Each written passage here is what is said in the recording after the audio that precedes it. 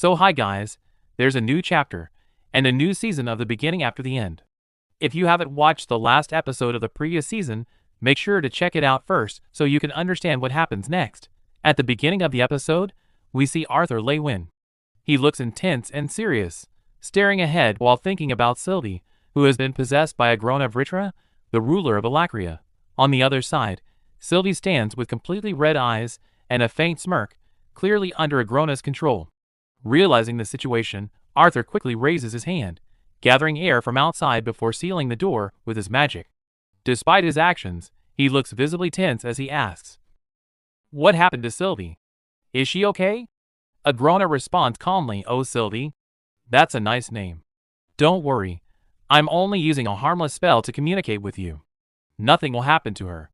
She's just sleeping." Hearing this, Arthur uses his magic again to arrange chairs so they can sit and talk. Agrona notices this and says, "Well, it's nice to communicate with you, especially since you're not trying to kill me." Arthur replies coldly, "I'll kill you the moment you enter my bond.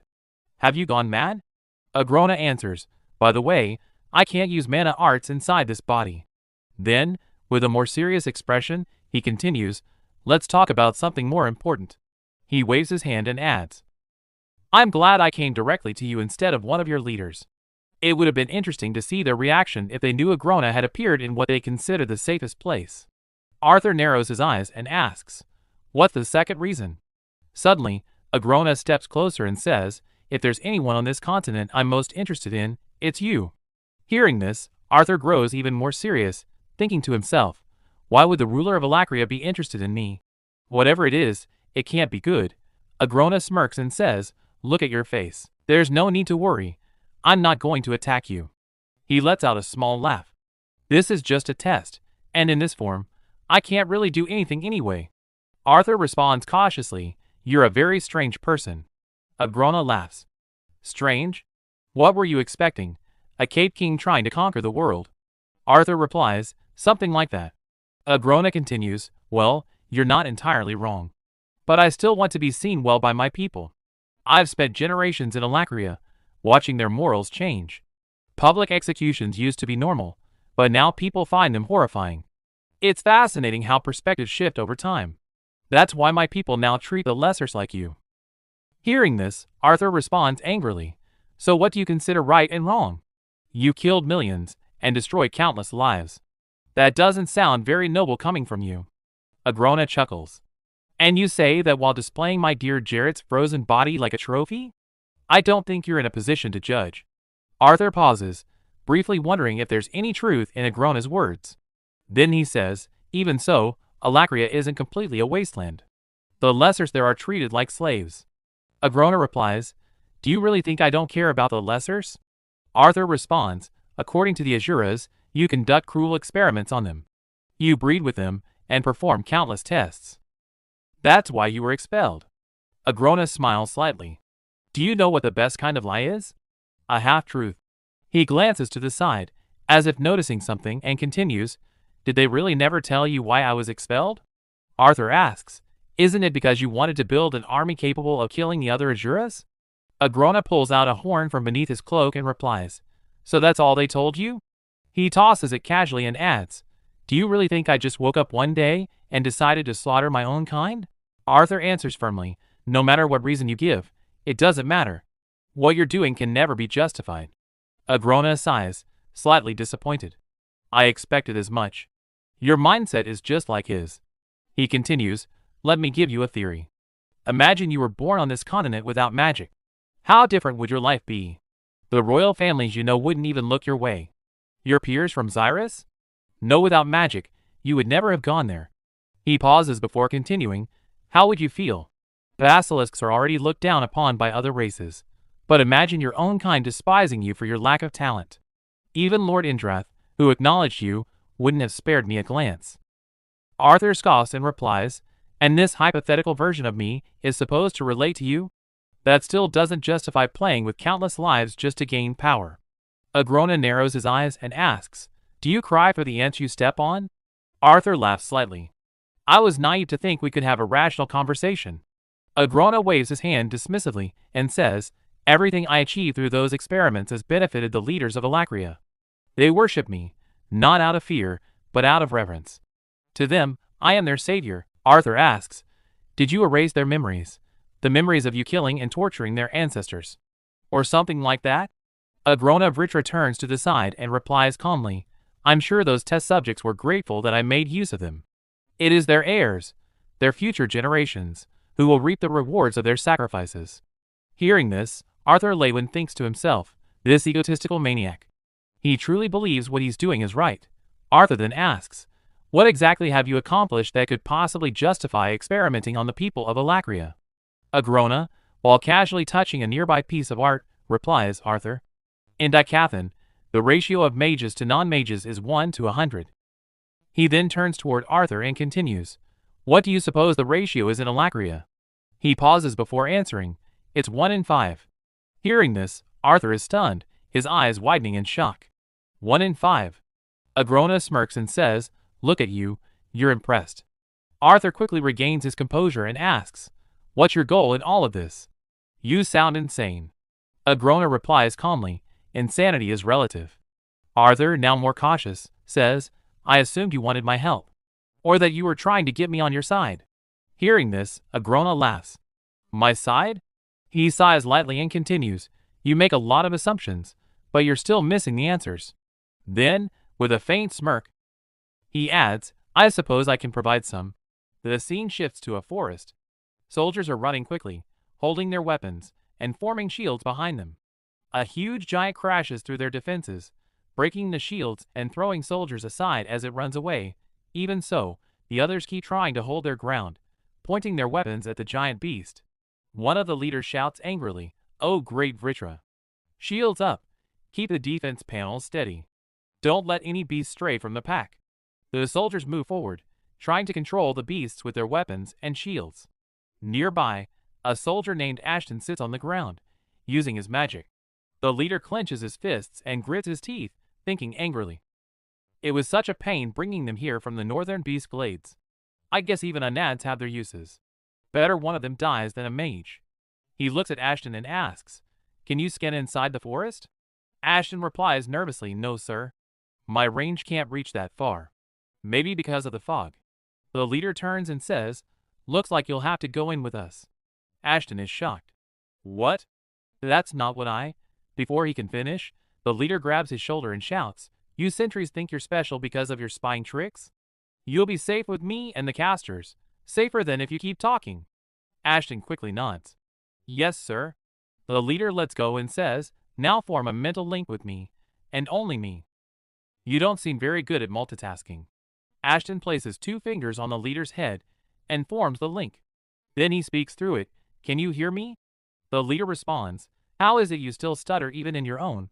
Ashton interrupts, I can only send messages one way. I won't be able to hear you. The leader tosses him a small bag. I hear you. Get ready. This powder will stop the corrupted beast from attacking you for a short time. He then thinks to himself, all the beasts have entered El's higher forest. I can finally show off my newly unlocked crest. If this mission succeeds, I'll gain access to the obsidian vault and get an emblem, just like my father. Meanwhile, all the soldiers line up, waiting for orders. The leader smiles, raises his hand, and shouts, Anads, front line. Weapons ready. Strikers, behind them with shields. Casters, stay close. All the soldiers get into position, gripping their weapons tightly. The leader cracks his knuckles and gives the final command. In the El's higher forest, the elf soldiers stand guard, holding their weapons and watching the area carefully. Suddenly, loud noises echo through the forest. The soldiers turn in shock and see a large group of mutated monsters rushing toward them. The elves quickly raise their weapons to fight back, but the sudden attack throws them into panic. At the same time, on the other side, the Unad's leader smirks and gives the order, charge. His soldiers rush forward with their weapons, clashing with the elf soldiers. Blades collide as both sides fight fiercely. While watching the battle, the Unad's leader thinks, these Dicathian mages have strange and flexible magic. Even the weaker ones can protect themselves with mana. But it doesn't matter. This mission is an easy way to earn honor and raise my status. He continues thinking proudly, leading these mutant beasts is exciting, much better than those boring secret missions. My presence alone gives these soldiers confidence. Most of them are older than me, yet their runes are far weaker than mine. My father may not have gained a legendary regalia, but I will, once I enter the vault myself. On his back, a glowing mark shows his strong mana power. He smirks confidently and thinks, I alone will make House Vale rise above all of Vekor, maybe even all of Alakria. Then he notices some of the mutant beasts being killed quickly. On the battlefield, the elf leader fights skillfully, cutting down the beasts one by one. She shouts, do not let a single beast pass. The Unad's leader grips his blade and smirks. She's my target. He gives quick orders. Saren, focus your shields on me. Stay back with Mari. Ashton, stay close to them and report my position if I'm in danger. He channels mana into his blade, making it glow, and rushes toward the elf leader with a confident smile. She notices him and blocks his attack, but the force pushes her back. He thinks she barely defended herself with mana. As he turns, several arrows fly toward him. These Dicathian mages may be versatile, but they're as slow as I heard. A shield activates just in time and blocks the arrows. The young leader smirks. Primitive fools. Meanwhile, the mutant beasts continue attacking the elf soldiers, killing them one by one as the battle rages on. The young leader smirks again. He covers his body with fire mana and rushes toward the elf leader with his blade. Ashton, who is linked to his mind, speaks. The Dicathian mage has different mana readings, but she's on the lower side of a mid-tier mage. Her caster is preparing a single target spell. At that moment, the elf leader casts a spell and fires an arrow at him. Duck, Ashton warns. The young leader quickly bends down and dodges the attack. He thinks, if that attack had hit me directly, even a shield wouldn't have saved me. He stands up again, holding his blade covered in fire mana. I need to end this quickly. I can't waste time on one enemy. Ashton continues guiding him. To your right. The young leader moves just in time and dodges another attack. He thinks, so this is what it's like to have a sentry helping. Even without strong attack or defense magic, they're still very useful. He raises his blade and swings it down at the elf leader, trying to crush her. But she dodges at the last moment. His blade slams into the ground, breaking it apart and sending dust into the air. The elf leader covers her eyes. Taking the chance, the young leader rushes forward. His fist, powered with fire mana, strikes her in the stomach. The impact sends her flying back into the trees. She falls to the ground, holding her stomach in pain. The young leader steps forward, holding his blade again. He stands in front of her, raises his sword, and smirks. This was an easy win, he thinks. Suddenly, Ashton's fearful voice echoed, freeze. Stefan, the young leader, felt a terrifying aura. His eyes widened in shock. Ashton, trembling with fear but still linked to him, said, Stefan, you need to get out of there. Now, Stefan's body began to shake. His knees felt weak as panic filled him. What is this? He thought. It feels like something is invading my soul. No. I am the son of Cardinal Vale, heir to the House of Vale. I will not be brought down. Then, just a few steps in front of him, someone appeared.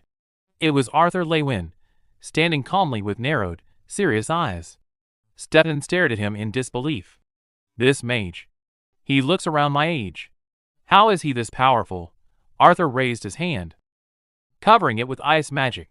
Stefan tried to run, but Arthur instantly froze his movement. Stefan collapsed onto the ground. Shaking with fear, he spoke weakly, Ashton. Tell Saren to. Before he could finish, he saw his own subordinates running away, leaving him behind. Breathing heavily, he fell completely to the ground, all hope gone. He turned his head toward Arthur. It wasn't supposed to be like this. On the other side, many elf soldiers had already lost their lives. Others struggled to carry the wounded to safety. Arthur looked around and thought, too many elven soldiers have died trying to protect their home. The elf leader stepped forward and said, Thank you, General Arthur, for your help. My name is Lena Imris, head of the Southeastern Unit in Elenwar. Arthur lowered his head slightly and replied, I'm sorry. All of this could have been avoided if I had arrived before the beasts reached the forest.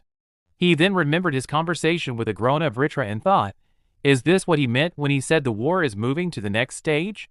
How will the council deal with this? Arthur then looked at Stefan, who lay unconscious on the ground. He raised his hand and called out, "You there." An elf soldier stepped forward respectfully. "Yes, General Arthur?" Arthur said, "Take him to the camp and treat his wounds so he doesn't bleed out." As the soldier lifted Stefan, Arthur added, "Oh, and make sure he doesn't kill himself. I need him alive." The scene shifts to the campus. In one part of the campus, Stefan Vale is tied up with ropes. A magic spell has been cast around the area so no one can hear his voice. Soon, Arthur Lewin arrives. Inside, Stefan struggles and shouts angrily, "My arm! Where is my arm? Someone answer me right now!" Arthur enters and silently observes him for a moment. Stefan continues shouting, "If you primitive beasts know what's good for you, you'll untie me. I am of the Vale bloodline, a distinguished family." Before he can finish, Arthur slaps him to shut him up. Stefan lets out a small laugh, shocked. "You slapped me? What's your name?" "I'll." Before he can finish, Arthur grabs him by the neck and lifts him slightly. "I don't think you understand the gravity of the situation you're in," Arthur says coldly. With his other hand, he creates a lightning spell. Stefan's voice trembles. "Unhand me." "What are you doing?" As Arthur looks at him, he remembers a conversation with Agrona. "I think it's hardly fair to act like your side is better than mine. Do you shed tears for the ants you step on?" Unable to hold back, Arthur strikes Stefan's face with the lightning. Stefan screams in pain. Arthur strikes him again. Stefan's body trembles violently.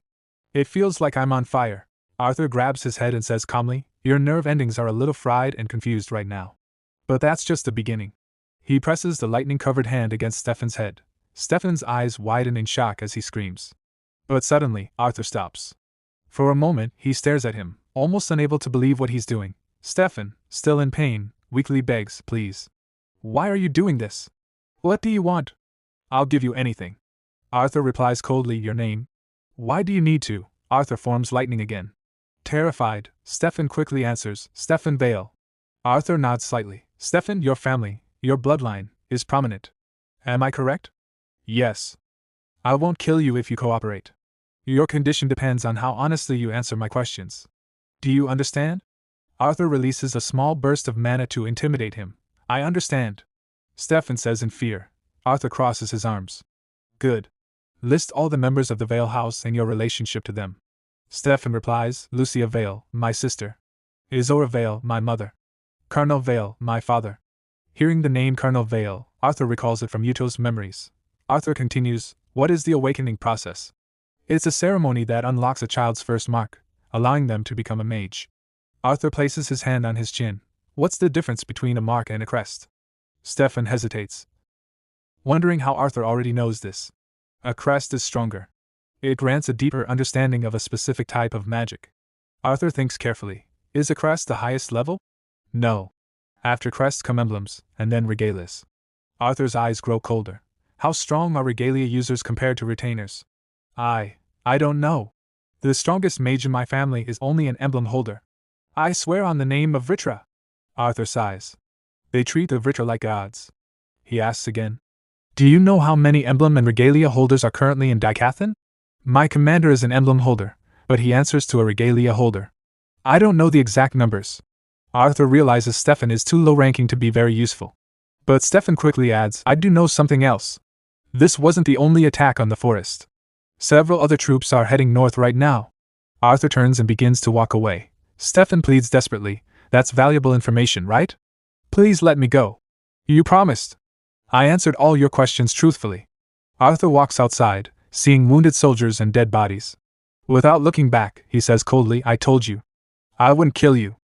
Then, with a slight smirk, he adds, "Elven soldiers. Do whatever you want with him." The scene shifts to the forest. Arthur walks alone. He recalls Agrona saying, "I advise you to make a choice soon. We are moving to the next stage of this war, and it won't benefit your side." The thought troubles Arthur. He sits down beside a tree. Should I have told the council about Agrona? He wonders. No one knows about this threat. Except me and Sylvie. He takes out a water bag from his storage and drinks. She only knows because it's getting harder to hide my thoughts from her, he thinks. I hope Sylvie is adjusting to her new body and abilities. He clenches his fist. I have better control over my dragon's will now that I've reached the white core stage. He places his hand on his head, worried. It's a good thing I left her at the castle. Again, Agrona's words echo in his mind. I'm sure those test subjects were grateful. Winsam, Alder, and the rest of the Azuras have abandoned you and Daikathan. Suddenly, his memories shift. He sees his past life as Gray. Gray is tied tightly to a chair. A voice calls out, "Can you hear me?" Gray struggles to free himself, slowly opening his eyes. "Who are you?" A figure in the shadows spoke. "What is the last thing you remember?" Gray thought for a moment and replied, "I just won the tournament." The figure asked again, "What else?" Gray answered, "I accepted an offer to be mentored by a powerful person." The figure stepped forward, revealing a man with a mark on his face standing in front of Gray. Another man beside him asked, "What is the name of the woman? And what is the nature of your relationship?" Gray thought carefully. If they already know it was a woman, they're only looking for confirmation. He replied, "I know her as Lady Vera. I just met her." The man with the mark pointed at Gray and shouted, "Lies." The other man held him back and calmly asked, "What happened after you won the tournament, Gray?" Gray answered nervously, "I was heading back to my dorm room." Suddenly, the marked man grabbed Gray by the neck and shouted again, "Lies." He lifted Gray along with the chair and said coldly, "It would be wise to tell us which organization sent you to protect the legacy." Gray trembled, unable to scream. Tears filled his eyes as he thought, "What are they talking about? Organization? Legacy?" The man threw him down, and Gray cried out in pain. The other man turned to his partner and said, "Strip him. I'll get the white phosphorus." After removing Gray's clothes, the man held 2 small containers and said, "I believe you have information we need. Fortunately for you, we need you alive. For now." Gray thought weakly, "How long was I unconscious?" The man opened a bottle and said, "If you are who we think you are, you may have prepared for this. But if we are wrong, then this will be very uncomfortable." He dipped his gloved fingers into the substance and added, "This will hurt." Gray panicked. "What are you talking about?" The man pressed it onto Gray's chest. Gray's voice shook. "Wait. What are you doing? Please." Moments later, the man ignited it. Gray screamed in pain, his body shaking uncontrollably. Again, the man repeated it. "Don't do this," Gray begged. But the burning continued, and Gray screamed even louder. It became hard to track time, Gray thought. They would hurt me, then stop, giving me false hope. Only to start again. Before they could continue, Gray cried out, "I'll tell you anything. Everything. Just stop." The man nodded. "That's better." He held the containers in his hands and said, "Now, I'll tell you a story.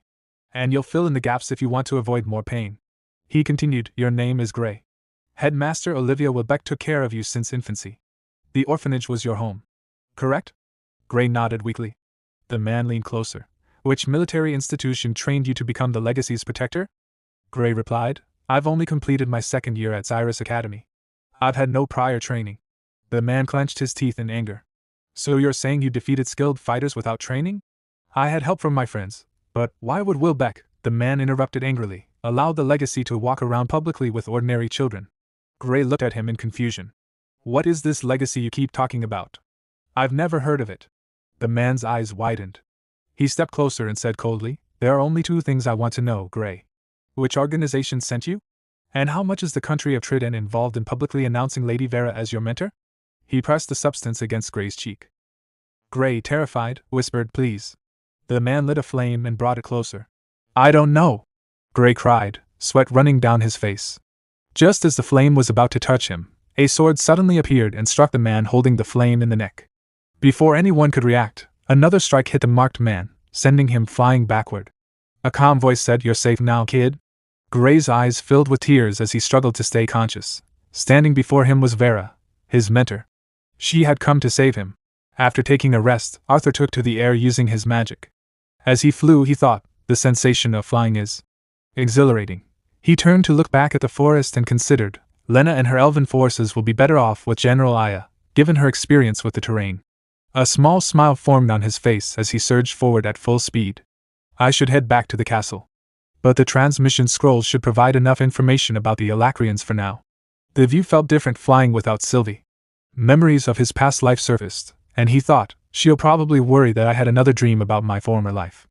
I'll update her when I get back. Closing his eyes briefly, Arthur increased his speed. As he looked down, he thought, for now, I need to go where I'm needed the most. Suddenly, he stepped on the air to slow himself, raising a hand as he reduced his momentum. Looking down beyond the mountains, he spotted a massive wall.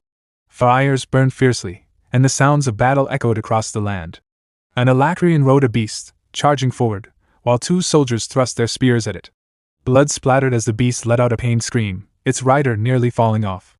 Another Alacrian raised a shield spell, deflecting attacks and forcing the soldiers back. Observing the scene, Arthur thought, this is where I'm needed. The wall faces constant assaults as the Alacrians attempt to break through the defensive line.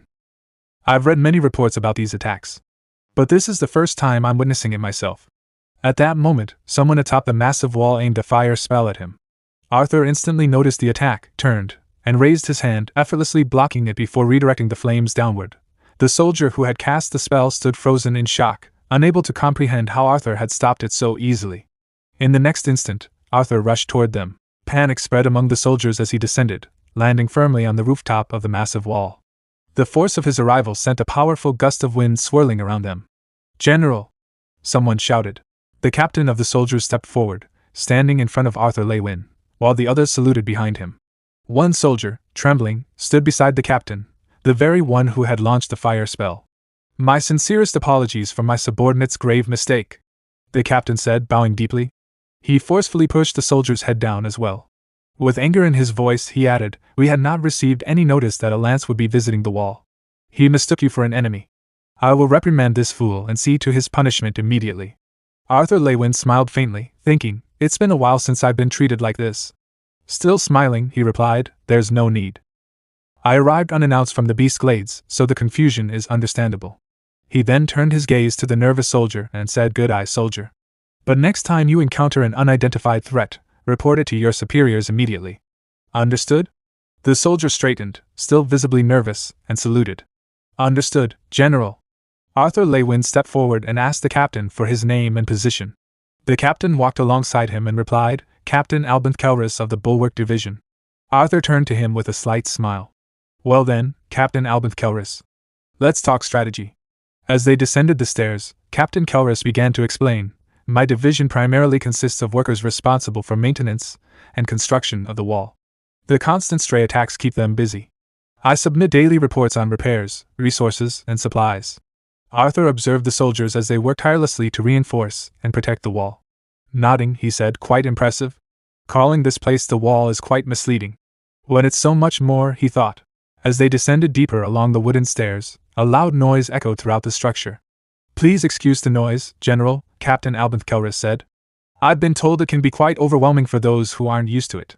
"Overwhelming indeed," Arthur Lewin replied. "But I regret taking so long to visit. The floors from here on are accessible to civilians as well," the captain explained. As they reached the next level, several soldiers noticed their captain. Two of them quickly stepped forward and saluted him. The captain immediately frowned and snapped, "Why are you saluting me in the presence of a lance?" The soldiers' eyes shifted toward Arthur, widening in surprise.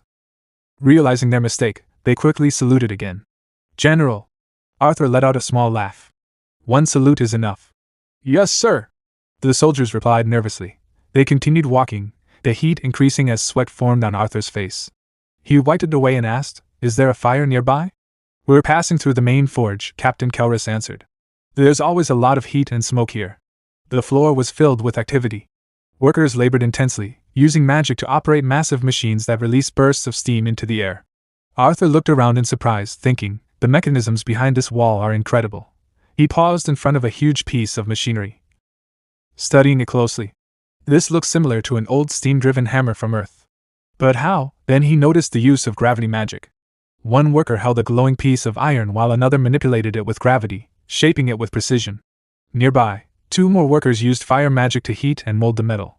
As they continued descending, Arthur kept glancing around, carefully observing every detail of the process. Eventually, they reached the civilian district.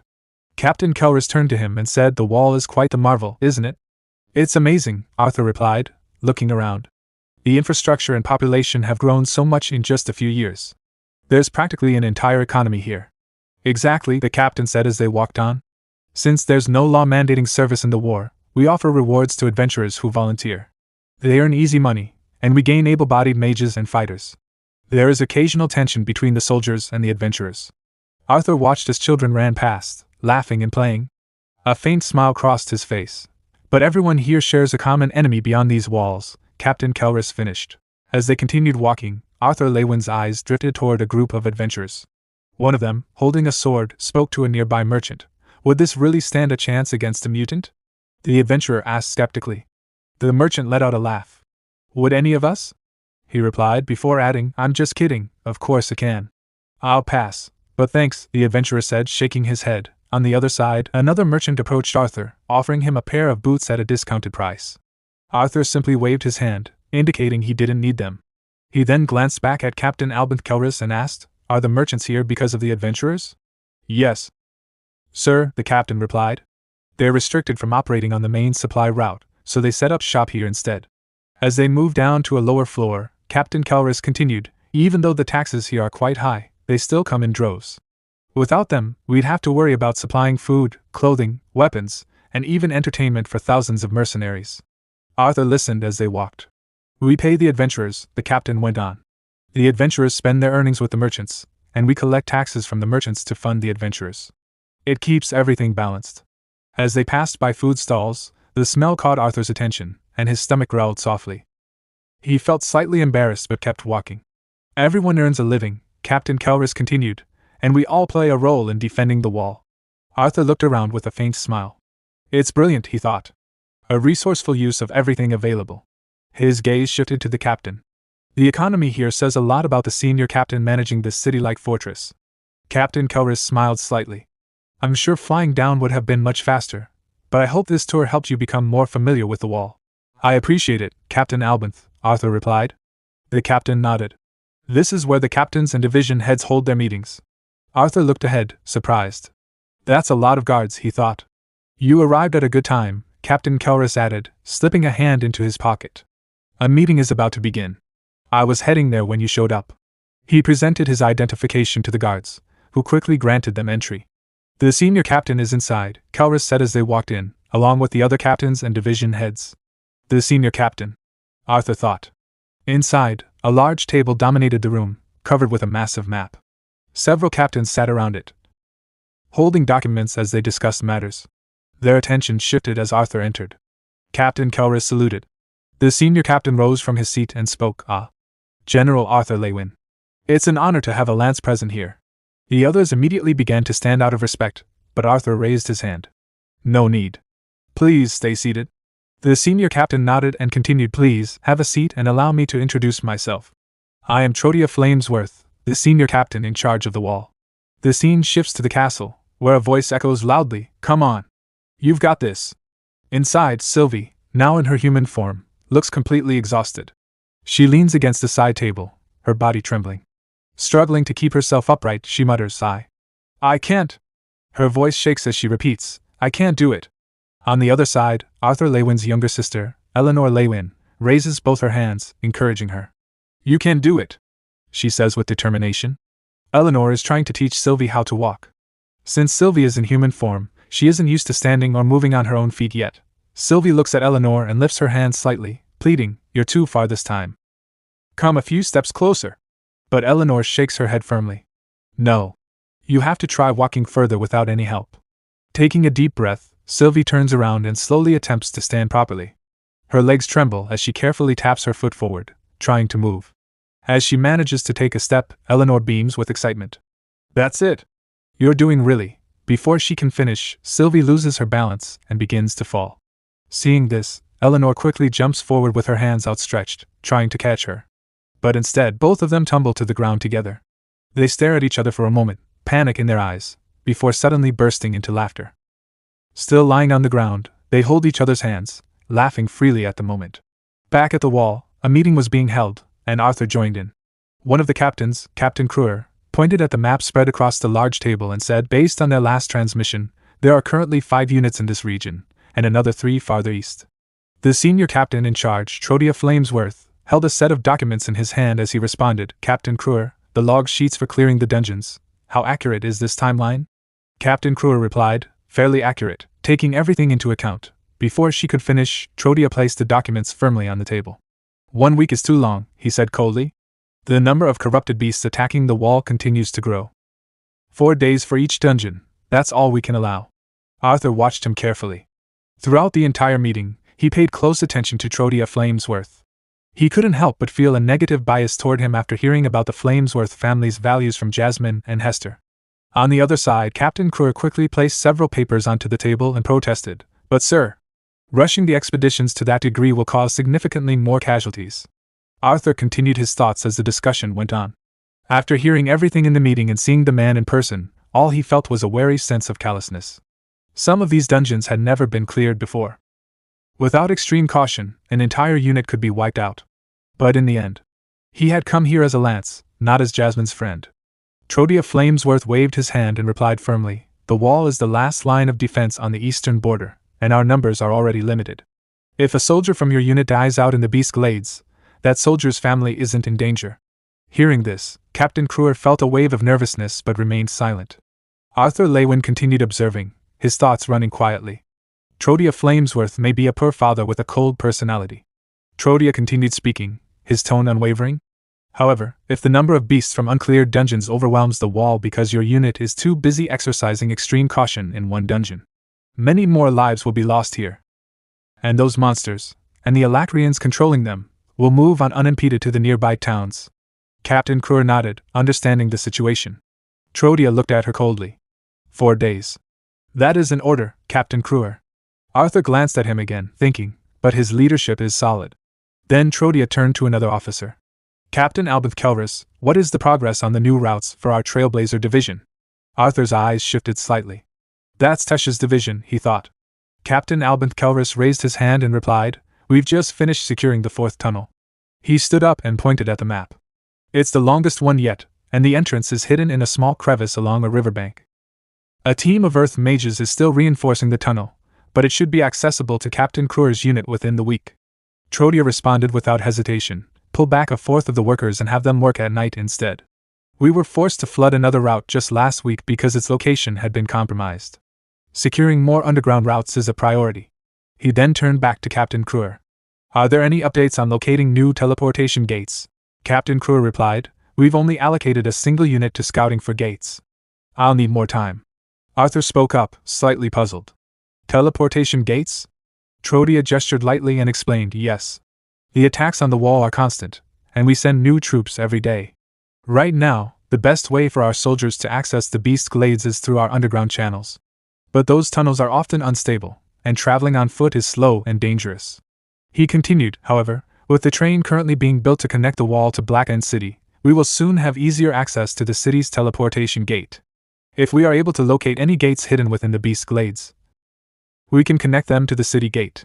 That way, we can move troops without hours of marching through unstable tunnels." Arthur asked, "How are you certain that there are any teleportation gates in the Beast Glades?" Trodia replied calmly, "We're not. Which is why we're only expending a limited amount of resources on the search." Arthur Lewin looked at the documents and thought, teleportation gates, along with the floating castle and Zyrus City, are relics left behind by the mages of old. These archaic stone arches are engraved with indecipherable runes. Yet entire cities have been built around them. Modern artificers have learned how to connect teleportation gates and change their destinations. But actually creating one remains a distant dream. After a moment, Arthur spoke. "What method is the unit using to track down the gates? I assume they're not just blindly wandering around." Trodia held the documents in his hand, resting his other hand against his chin as he considered the question. "I prefer not to waste even the smallest amount of resources," he said. He then placed the documents on the table and tapped them lightly. The gates constantly emit faint fluctuations of mana particles. Since these fluctuations occur across the entire spectrum of elements, the gates blend into the environment, making them difficult to detect. Arthur frowned slightly as he processed this. Then it would be similar to tracking mana fluctuations, like when I had to find Darv. Searching for deviations in ambient mana using Realm Heart was already difficult. But detecting fluctuations across all elements, while flying blindly over the entire Beast Glades. He took a deep breath.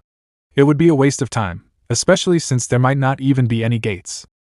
"I understand," Arthur said calmly. Trodia nodded. "My apologies for having you sit through this meeting, Lance Arthur. We'll wrap it up shortly." Arthur shook his head slightly. "Actually, before you end the meeting, I would like to share what I've learned about the enemy forces." The scene shifts to the civilian area. People chatter among themselves, trying to appear cheerful, but beneath their smiles, they hide their fear. Arthur observes them quietly. According to the reports, many families reside within the wall's small makeshift city, mostly the families of soldiers, merchants, and others like them. Living here, right on the doorstep of battle, drives people to seek whatever comforts they can afford. Suddenly, the sound of an explosion echoes through the air. The wall is under attack again. Arthur's attention immediately snaps toward the sound. Around him, The civilians also look up, their expressions tense as the distant rumble reaches them. Nearby, a merchant waves his hand, trying to keep business going despite the situation. Your shoes look a bit thin for someone in these parts. Might I interest you in a pair of fine leather boots for your poor feet? Arthur glances around. If you look closely, you can see it, the subtle tension hidden beneath the surface. It's in the laborer's quick steps and downcast eyes. In the short, nervous exchanges between merchants and adventurers. Everyone is pretending not to be afraid. He picks up a pair of leather boots, still deep in thought. These people understand the threat of the Alacrians better than anyone. His mind drifts back to the earlier meeting. Trodia had smiled faintly and said, "Intriguing. General, you say that the Alacrian mages have a very limited and specialized form of magic manifestation. But what is stopping a striker from forming their mana into a protective shield?" Captain Kruer had added, as Senior Captain Flamesworth said, "I can't pass this information to my troops without certainty. They could be injured or killed if a striker suddenly launches a ranged spell or conjures a mana blade as a shield." Arthur had replied calmly, "You don't need complete certainty. Inform only the unit leaders and have them observe." Then, looking directly at Trodia, he had continued, "Our enemies use magic very differently from us. But different doesn't mean better. Study their abilities and exploit their flaws. The Council will be expecting reports based on observations of the enemy's limitations." Back in the present, Arthur sits while eating some barbecue, lost in thought. Even after learning about marks, crests, emblems, and regalias, I can tell they're still hesitant to believe the Alacrians are truly that different. Hopefully, this information will still give us an edge in the battles ahead. Suddenly, the sound of steady footsteps approaches. A troop of soldiers marches past, holding their spears as they head out. The merchant glances at them and says, "There goes the Southern Evening Patrol." An adventurer sitting nearby scoffs. "A waste of resources, if you asked me. They should send all the soldiers toward the glades." The merchant replies, "They probably want to ensure safety after what happened last week." The adventurer waves his hand dismissively. Losing a few supply carts won't matter if the Alacrians manage to break through the front lines. Arthur listens to their conversation, then looks ahead as he begins to walk forward. Focusing all your forces in one place is a sure way to lose a war. He exhales quietly. Well, time to get back to work. With renewed determination, Arthur steps forward. The scene shifts to the outside of the wall. From far away, the sound of movement echoes through the air as a winding road cuts across the mountains, leading toward the massive structure. Along that road, 4 carriages move steadily forward, carrying vital supplies.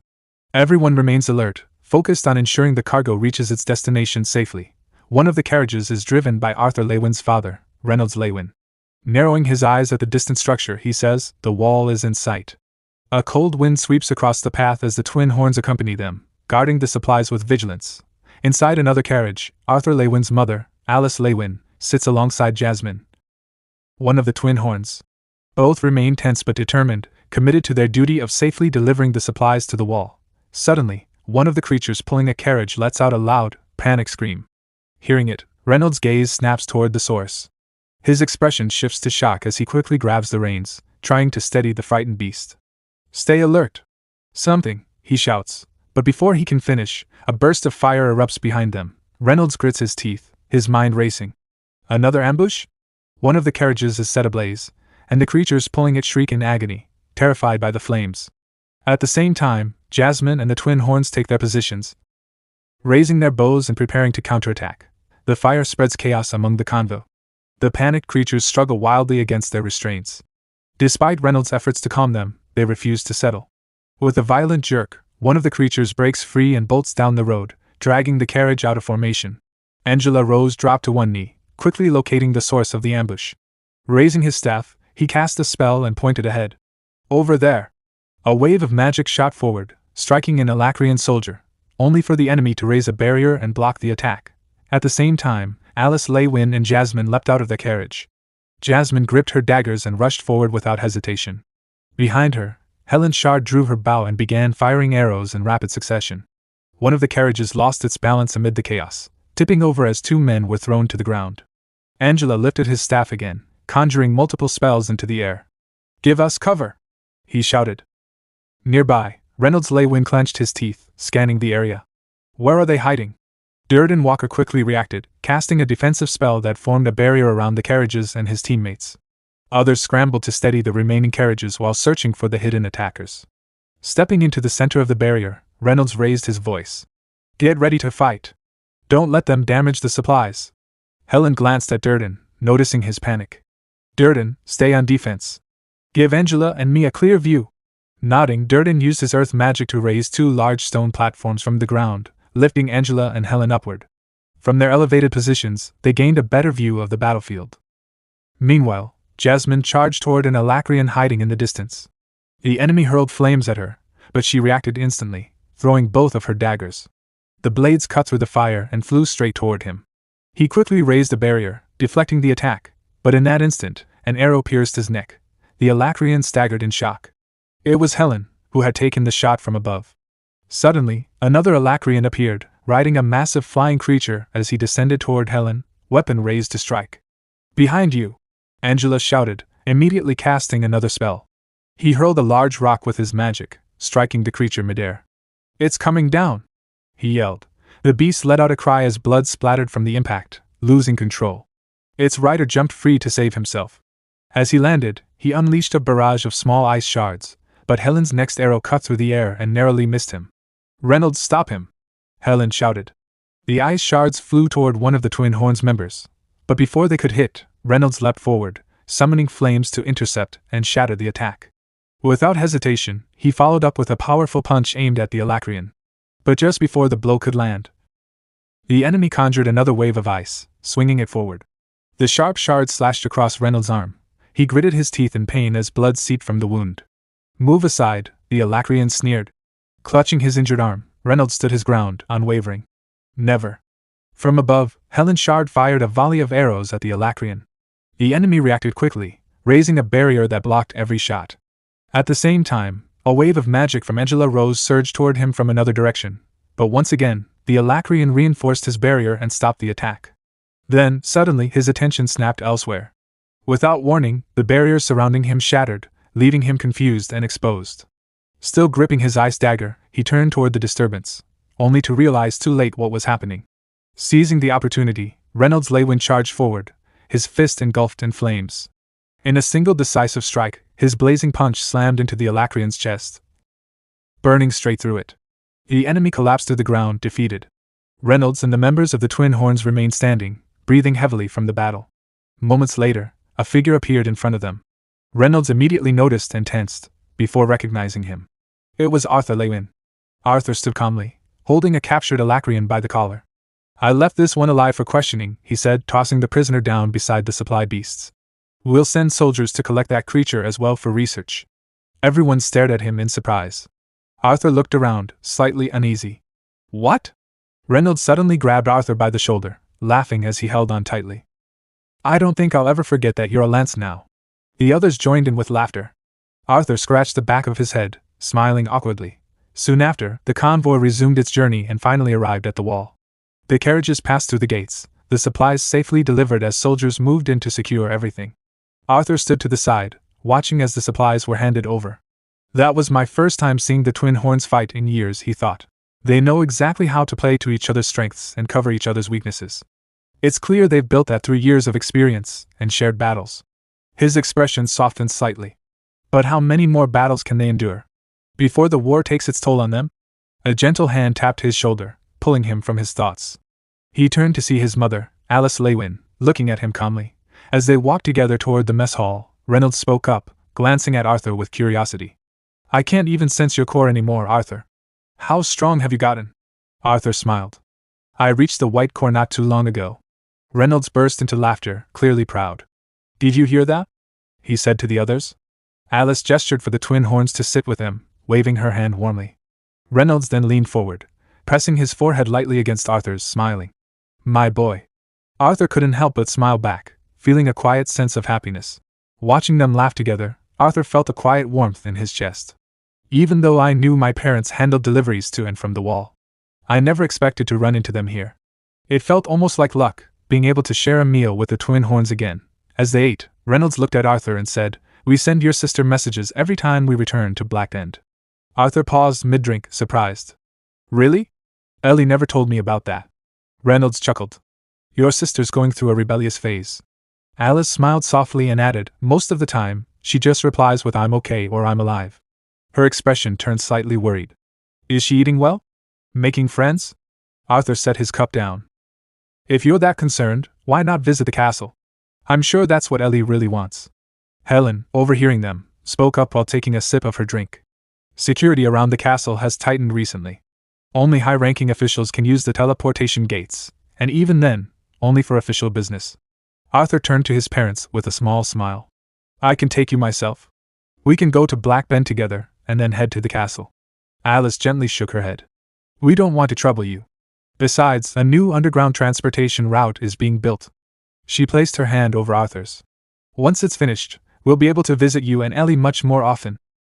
Arthur quickly covered her hand with his own, his expression tightening with concern.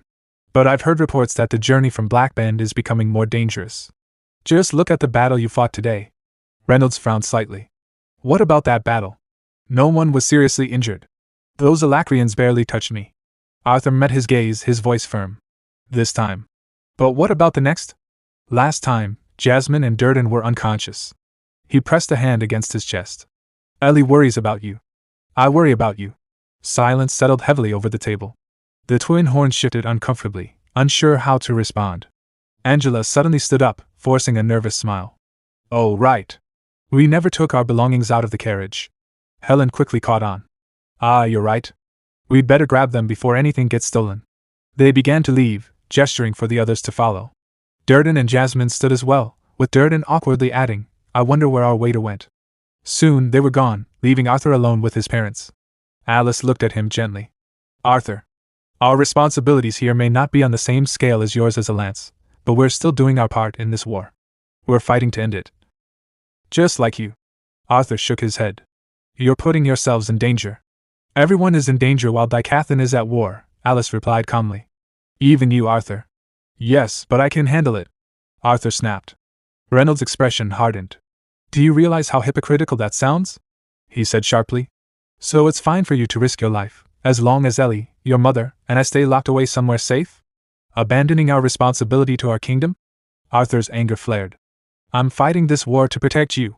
What if something happens to you or Mom while I'm away on a mission? His voice tightened. Even Ellie. The reason she's training so hard is because she wants to join you. What if she dies too, like Adam? That's enough. Reynolds snapped, clenching his teeth. He took a breath, his voice firm but heavy. Keeping my family safe is my priority. But I also want my family to live happily. That's why we're doing this. He looked directly at Arthur, his eyes filled with conviction. Dicathan may not be your only home. But it's ours. And if that means dying so Ellie can live in a better future, then so be it. Alice lowered her head quietly. Then, without another word, she stood and left with Reynolds. Arthur remained where he was, his hand trembling with anger. In a sudden burst of emotion, he slammed his fist into the table, cracking it. A moment later, he shot to his feet and launched himself into the air, flying off in the direction his parents had gone. The pressure from his sudden surge of power caused nearby objects to shatter as he sped forward. Arthur Lewin sat sadly on top of a mountain cliff, thinking about his recent conversation with his parents. The cliff was so high that even the massive wall in front of him looked small. A cool wind flowed around the area, adding to the quiet mood. As Arthur focused on his thoughts, a hand suddenly grabbed the edge of the cliff below him. Startled, he froze for a moment. Then the figure climbed up. It was Jasmine. You should have some respect for those who can't fly, she said, jumping up and sitting beside him. Looking at him, she added, so this is where you ran off to last night? We've been looking for you all day. When we returned to the inn, the owner was worried about the mess you left. Arthur rubbed his cheek nervously. Sorry about that. I'll send a gift to make up for it. But how did you find me? Jasmine breathed into her hands to warm them. Don't underestimate your mentor. Arthur smiled slightly. I never have. After a short pause, she asked, how long have you been at the wall? I just arrived yesterday, Arthur replied. He then lit a small flame in his hand using fire magic to warm her. Seeing this, Jasmine said softly, thank you. After a moment, she asked, did you get the chance to meet my father? Arthur added more fire to keep the air warm. I walked in during one of his meetings. Have you seen him? Jasmine shook her head. Not once, even after all my trips back and forth. She hesitated before continuing. I won't ask about what happened at the inn, but you should know that your parents really care about you and Ellie. Whenever your father meets someone new, he always talks about his son, the Lance, and how proud he is. Honestly, it's a bit annoying. Arthur chuckled lightly. I know they care. Jasmine looked up at the sky. Reynolds, Lewin, and Alice both feel a lot of guilt. No matter what we say, they blame themselves for not being there when Adam died. Arthur lowered his eyes, silently taking in her words.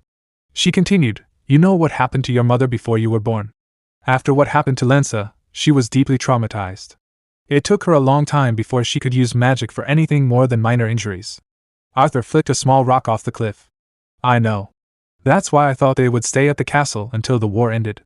But instead they threw themselves into the middle of it, traveling through dangerous lands, fighting off attacks." Before he could finish, Jasmine gently placed her hand over his and smiled. "What they're doing now is for you and Ellie, but also for themselves," she said.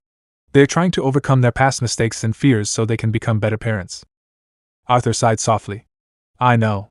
I've been selfish too. I think all of us just need time to adjust." Jasmine looked at him with a hint of sadness. Don't let your relationship with your parents turn out like mine with my family. There was a time when we could have fixed things, but I kept running away. And my father's pride kept him from reaching out." The wind continued to blow as the two sat quietly, lost in their thoughts. Arthur Lewin felt a sense of relief after hearing Jasmine's words. He looked at her and said, "Thanks, Jasmine." Jasmine quickly replied, "You better be thankful. My jaw is sore from all this talking." Despite her complaint, they continued talking, sharing stories. Some were light and funny, while others were heavy and serious. Arthur told her about his time with the Azuras, how he had defeated a Vritter retainer, and about Sylvie's human form. Hearing this, Jasmine was clearly surprised and shocked. In return, she shared stories about the adventures of the twin horns. They spent the entire night catching up. After a while, Jasmine stood up and stretched her arms. With a small smile, Arthur said, "Thank you for everything." Jasmine gently patted his head. Then, using her magic, she leapt off the cliff, leaving Arthur alone.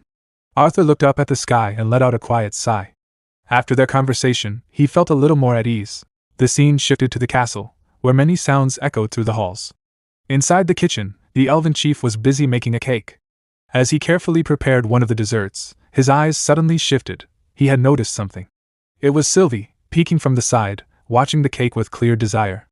After finally getting some food, Sylvie walked on her feet while eating. She thought to herself, "How does Arthur do this all the time? It's so tiring to use mana just to walk." Behind her, a maid watched her curiously. As Sylvie stepped forward, she heard a voice coming from a nearby room. "I think I'm ready." "No, I am ready." "Ah. Does that sound too desperate?" Hearing this, Sylvie quietly snuck inside. It was Eleanor Lewin, talking to her beast. Sylvie asked politely, "What are you doing?" Startled, Eleanor quickly waved her hands. "Nothing." Sylvie smiled and gently wiped her face with her hand. "We should head down. Arthur Lewin will be arriving soon." A few minutes later, Arthur Lewin arrived at the castle. Heavy rain was falling outside, leaving him completely drenched as he stepped in. He paused at the entrance, trying to shake off the water. The servants bowed their heads, welcoming him back. Sylvie and Eleanor Lewin, along with her beast Boo, were also there to greet him. As Arthur moved forward to hug his sister, Ellie noticed how wet he was and quickly stepped back. "Since you're completely soaked, can we skip the hug?" she said. Meanwhile, Sylvie was busy eating her food. Arthur ignored Ellie's protest, laughed, and pulled her into a hug anyway. "No way. I want the real thing. I just bathed," Ellie shouted, trying to push him away. Arthur continued hugging her, as she struggled. Then he looked at Sylvie and said with a smile, "I see my fearsome dragon is growing into a healthy young girl." Sylvie paused and asked through their bond, "Did something happen?" Arthur replied, "We'll talk about it later." He then released Ellie and raised his hand, using wind magic to drive both of them with a gentle gust. As they walked together, Ellie spoke excitedly, "I broke into the light red stage while you were gone. I've been training with Boo every day. Even Commander Virion praised me. He said I'm way ahead of other conjurers my age." Sylvie rode on Boo, quietly listening to their conversation. Ellie continued, "I might even be able to skip the mandatory soldier training." Arthur smiled, but his thoughts drifted. "She's getting bolder about joining the army. What would our parents say? I didn't get to talk to them again before I left. Maybe if they were here, Ellie wouldn't be so eager to fight." Noticing Arthur seemed distracted, Ellie spoke again with a smile. "You know, Princess Kathleen has been really helpful too. She's been sparring with me and helping me improve my mana control." Arthur quickly responded, "You know, I can teach you magic when I'm free. I was a professor at Cyrus Academy, after all." Ellie rubbed her cheek awkwardly. "For like a semester." Then she folded her arms and said calmly, "Thanks for the offer, but I think learning from you would just discourage me." Arthur frowned slightly. "What do you mean?" Ellie looked up at him. "I know we're only 4 years apart, but we still share the same blood. You're already a white core mage and a quadra elemental. If you tried to teach me, I'd just end up comparing myself to you. Arthur looked at her quietly, a bit saddened. Suddenly, Sylvie turned while riding Boo, laughed, and waved her hand. It's okay. Your brother's talent is considered an anomaly even among the jurors. Don't compare yourself to a freak like him. Arthur scratched his head awkwardly. Freak is a bit harsh, isn't it? Ellie laughed. No, I think freak describes you perfectly in this case. They all laughed together. After a while, Ellie and Boo said their goodbyes. Arthur and Sylvie waved back as they left. Nearby, a servant respectfully stepped forward and opened a door, guiding Arthur inside. As Arthur entered the room, his eyes widened in surprise for a moment. The old man sitting in the chair waved his hand and said, "Ho, if it isn't the young Lance." Arthur Lewin looked at him and smiled nervously. "I see the meetings have taken a toll on you." The old man yawned and stretched his arms. "I didn't even want to join this little club in the first place, but it couldn't be helped. My back hasn't been this sore since the days my mother used to whip me as a child." Arthur stepped forward with Sylvie. "Councilman. Councilwoman." Virion Erelith looked at him. "You've finally arrived." The Elven Queen and Princess welcomed Arthur back, while Queen Priscilla Glader said calmly, "You've come at a good time, General Arthur." Prince Curtis Glader, holding a stack of documents, added, "Yes, we were waiting for your return to continue discussing your report." Arthur glanced at Virion, confused. "Continue?" Virion smirked and tapped his finger, as if to say, "Did you really think you could avoid this meeting?" Arthur sighed inwardly. "That's why I sent a transmission scroll with all the necessary information." As Arthur and Sylvie took their seats, Virion spoke, "General Arthur, your report mentioned 2 separate but coordinated attacks near Elenwar. Is that correct?" Arthur nodded. "Yes, that is correct. I have nothing new to add." Prince Curtis spoke up, "Then let's get straight to the point. I believe we should keep our forces as they are and send reinforcements to the Elshire Forest only when necessary." The Elven Queen looked at him seriously. "Councilman Blaine, your suggestion implies that you do not consider Elven territory worth defending." Curtis frowned. "Don't twist my words, Councilwoman Muriel. This has been the enemy's only attempt to enter Elven territory. Compare that to the near-daily attacks on the wall.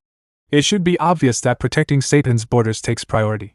The Elven Prince responded firmly, "No one is saying that defending the Elshire Forest should take priority over Sapin. However, just as Elven soldiers are stationed at the wall to help protect Sapin, there should be a consistent defense along the forest borders as well." Queen Priscilla waved her hand dismissively. "The Elshire Forest itself is a natural defense. Its mana-laden fog has deterred outsiders for generations. The attacks from yesterday would have failed eventually, even if those units had been left alone." The Elven Queen clenched her fists in anger. Across the table, the old Earth Mage tapped his fingers silently. Priscilla continued, "The Alacrians and beasts would have gotten lost and starved long before reaching any of Elenwar's cities, even those near the borders." Suddenly, the Elven Prince shouted, "The forest is still part of the kingdom of Elenwar. There are tribes living outside the main cities. By your logic, we might as well abandon the wall in Sapin and sacrifice the border cities to reduce the land we need to protect." Prince Curtis snapped back, "That is not a fair comparison. If Sapin were to fall, even its outermost cities, the Alacrians could march straight into the heart of your lands as well." The Elven Queen narrowed her eyes. "Watch your tone, Councilman. You speak as if the elves owe you something, yet we have sent many mages to help defend against the Alacrians. If even a fraction of those forces were assigned to guard our forest, this meeting would not be necessary." Queen Priscilla replied calmly, "The truth remains, Muriel. While the Elshire Forest is part of your kingdom, no elven city or town has faced direct battle." The Elven Prince sighed, placing a hand on his forehead. "All we are asking is to recall some of our soldiers to Elenwar so they can defend their homeland." Curtis responded sharply, "Those soldiers are no longer yours alone. Have you forgotten? The Council was formed to unite the 3 races against an outside threat. Our duty is to remain impartial and lead the entire continent to victory over the Alacrians." The Elven Prince fired back, "You speak of impartiality, yet you focus only on what benefits your own kingdom." Suddenly, Virion slammed his hand down, releasing a burst of mana that shook the room. "Enough. I've heard both sides. Before you reduce yourselves further by arguing like spoiled children, I will speak." The room fell silent. "Based on the pattern of attacks, Sapin remains the primary target for the Alacrians," Virion continued. "The easiest path to the major cities of both Sapin and Elenwar is through the northern range of the Grand Mountains, and through the wall.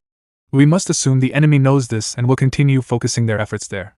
He paused before adding, "As for Elenwar's defense, we will relocate several Trailblazer units to the dungeons near the southern border.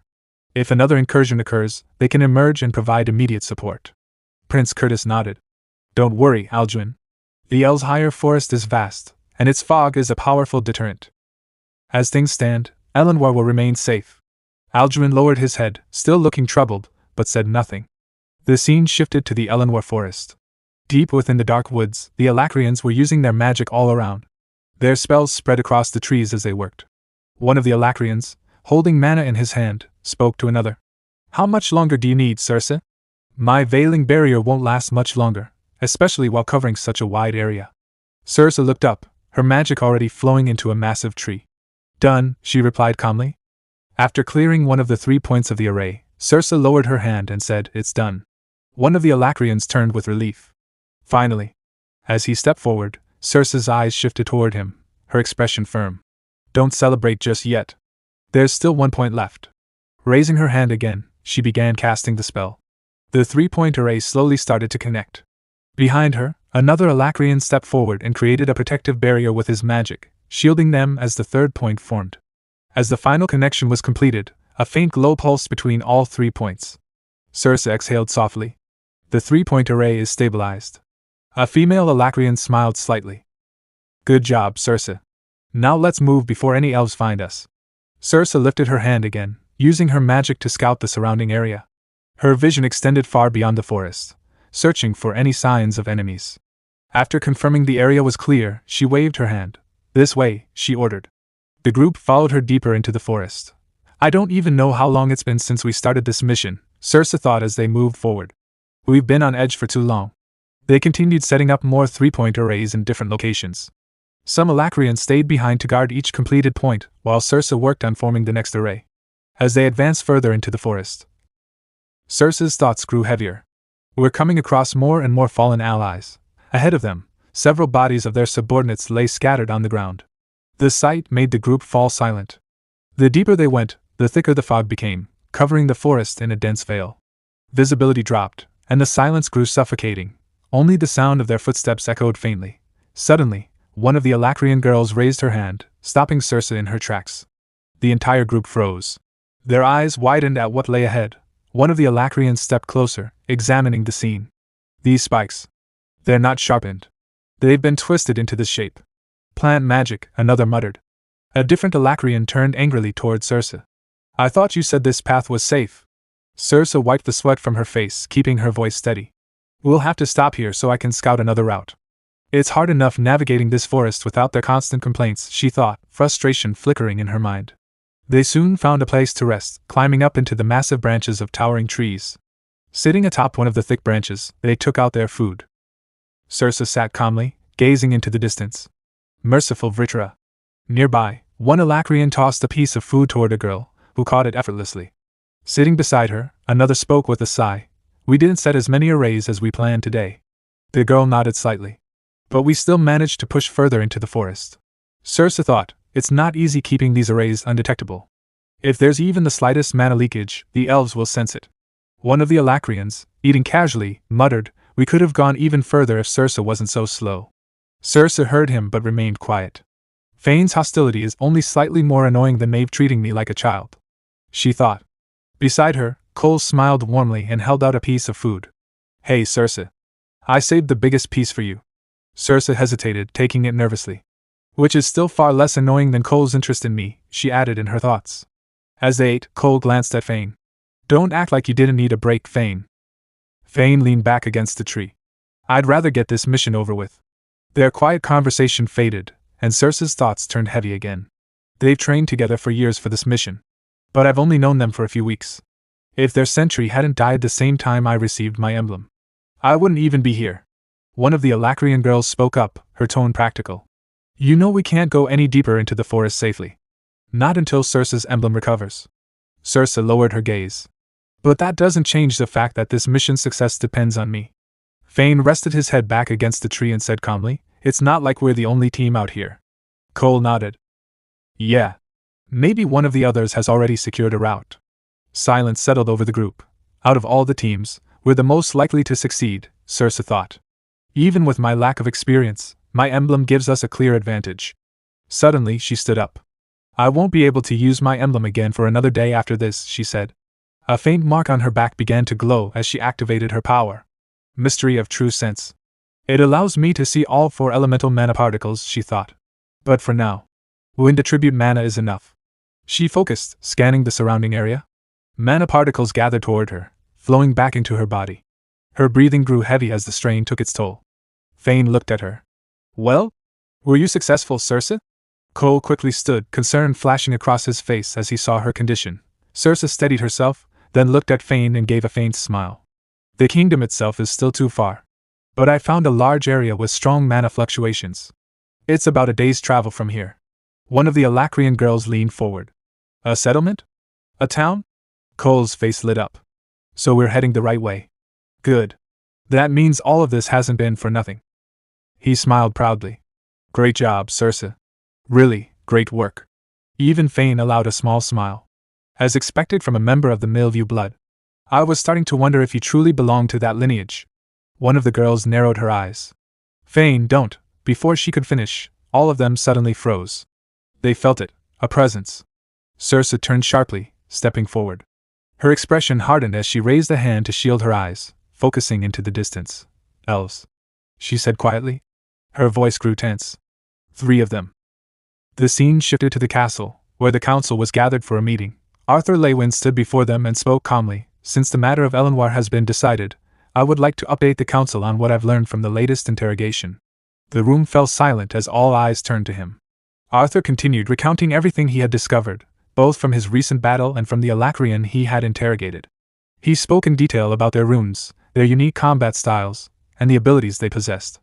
Each word carried weight, painting a clearer picture of the enemy they were facing. After hearing Arthur Lewin, Virion Erelus stroked his beard thoughtfully. It seems we've been underestimating the abilities of Alacrian mages, he said.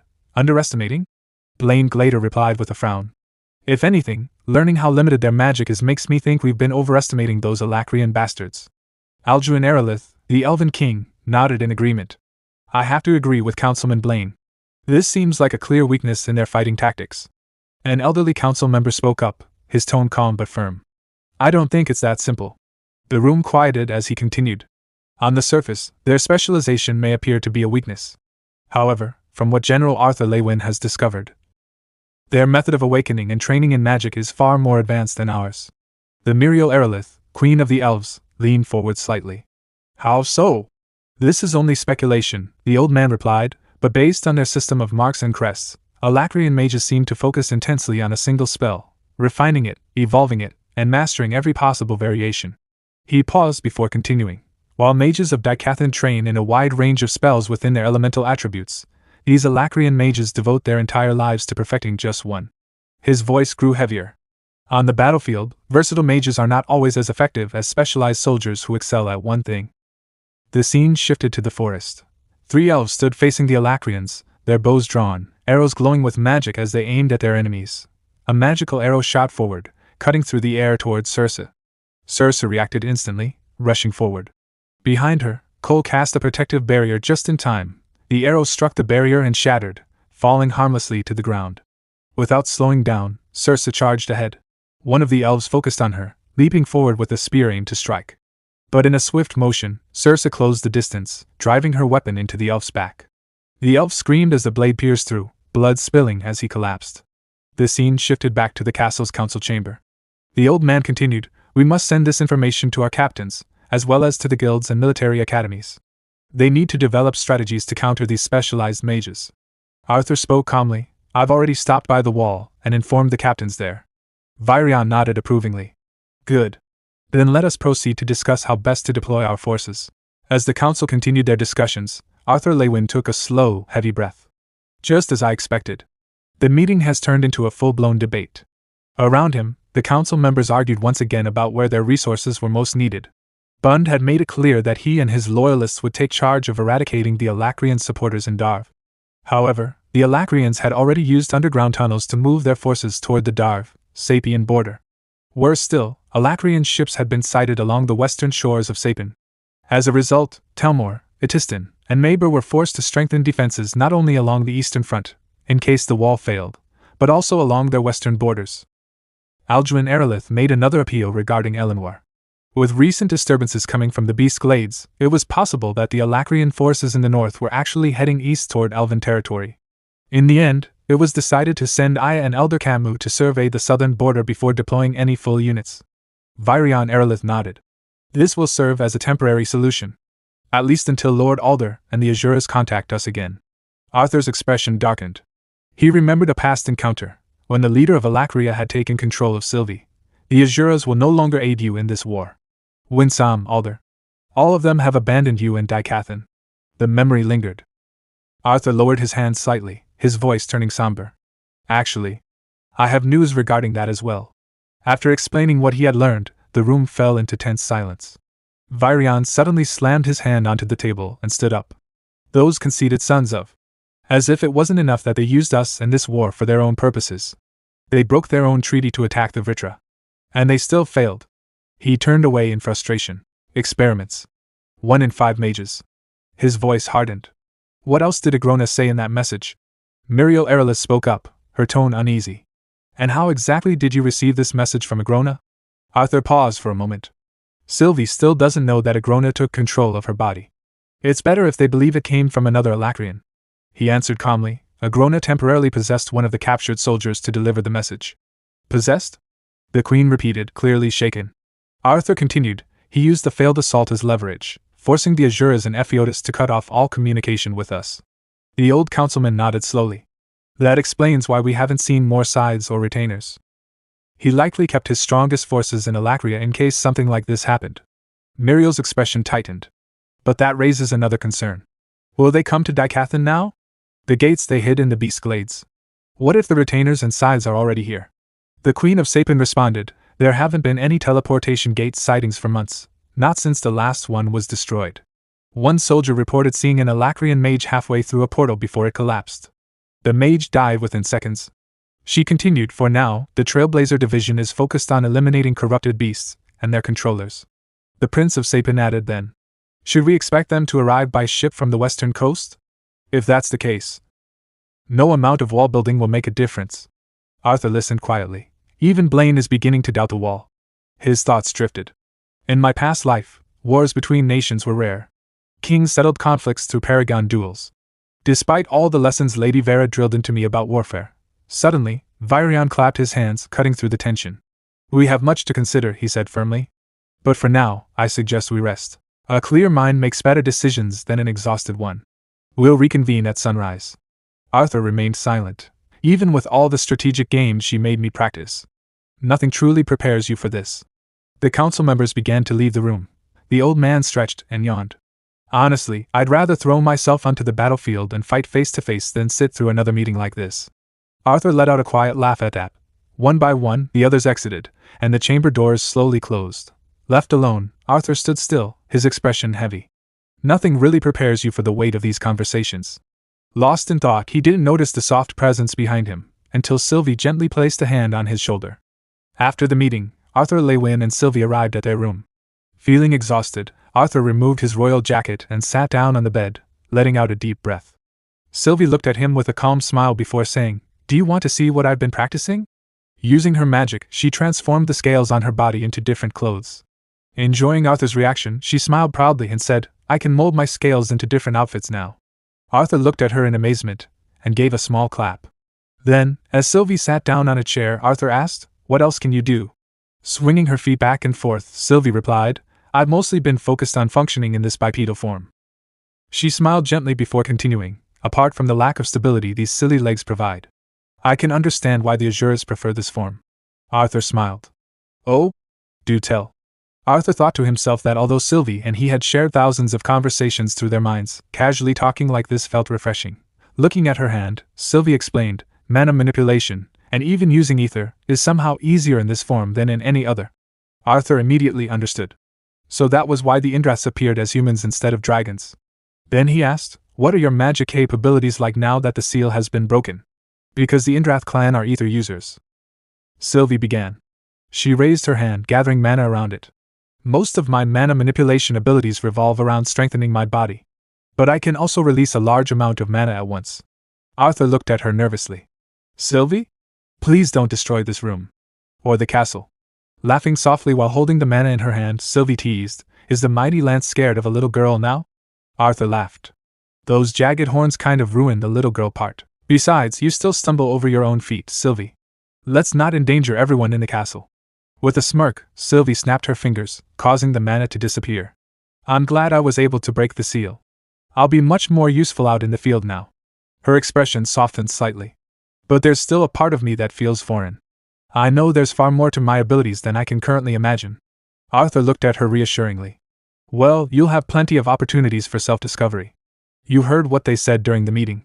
Things are only going to get more hectic from here on. Hearing that, Sylvie fell silent for a moment. Then she leaned back in her chair with a laugh and said, At least we'll have each other to rely on. Once I gain better control over this form. She raised her fist excitedly. I feel like the two of us defeating a scythe won't be impossible. Arthur chuckled. Won't be impossible, huh? Leaning back onto the bed, Arthur closed his eyes and replied calmly, Not the best odds, but definitely better than before. Sylvie laughed and jumped onto the bed beside him. Then she looked at Arthur and said, If we have time, we should spar before going on a mission. I'd like to test the extent of my control over ether in this form. In a relaxed tone, Arthur answered, We'll be lucky if we even get a good night's sleep without being disturbed. Sylvie buried her face into the bed and groaned, You jinxed it. Just then, a knock echoed through the room. Arthur opened the door to find a soldier standing outside. The soldier saluted respectfully and said, I apologize for the disturbance, General Arthur, but Commander Virion wishes to see you in the dungeon. Arthur frowned in surprise before following the soldier down into the dungeon. When he arrived, he noticed that everyone was already gathered there. After seeing Arthur, Virion Erelith nodded and said, Good. Everyone's here. An old man stroked his beard and asked, What is all this about? The elven prince added curiously, Yes, why couldn't this wait until morning? Virion replied, I called all of you here because this man, he gestured toward the person beside him, Ento, informed me that Gentry finally managed to get one of the prisoners to talk. The Queen of Sapin asked sharply, Who? The retainer? Virion glanced at Ento before answering, I'm not sure. Arthur, now curious himself, asked, And where's Gentry now? Shouldn't we go inside instead of waiting out here? Ento bowed his head slightly. Master Gentry will be here soon. Suddenly, the door burst open, smoke pouring in from the entrance along with the figure who had pushed it open. It was Master Gentry, wiping his bloody hands with a piece of cloth as he stepped inside. After seeing him, Virion Erelith immediately asked, Gentry, what exactly is going on? Gentry bowed apologetically. My apologies, everyone. I was just finishing maintenance on the retainer's restraint system when he called for me. Virion frowned. What did the retainer say? Did you finally break him? Tell us. Unfortunately, no, Gentry replied. Hearing that, the Elven Queen shouted angrily, Then why did you feel the need to drag us down here at this godforsaken hour? Her husband placed a hand on her shoulder, trying to calm her down. Adjusting his glasses while still holding the blood-stained cloth, Gentry continued nervously, I have yet to break the retainer. However, thanks to yours truly. The traitor Radias has finally spoken. The room immediately fell silent. But Gentry added, He will only speak to General Arthur. At those words, everyone turned toward Arthur Lewin, who himself looked equally surprised. The dwarven elder slammed his fist angrily. That traitor split the dwarven kingdom in two, ruined our reputation, and left me to clean up his mess. Who is he to make demands? The Prince of Sapin asked curiously, Do you think he's trying to strike some kind of deal with General Arthur? The Elven Queen placed a hand on her chin thoughtfully. If he simply wanted to negotiate, he would have spoken to Commander Virion or another member of the council. Virion looked toward Arthur. Perhaps it's because of your connection to Elijah? Arthur lowered his head slightly and replied in a troubled voice, That's what I'm afraid of. He clenched his fist as countless memories of Elijah Knight flashed through his mind. The first time they met in the dungeon, barely surviving together. The days they spent happily attending the academy side by side.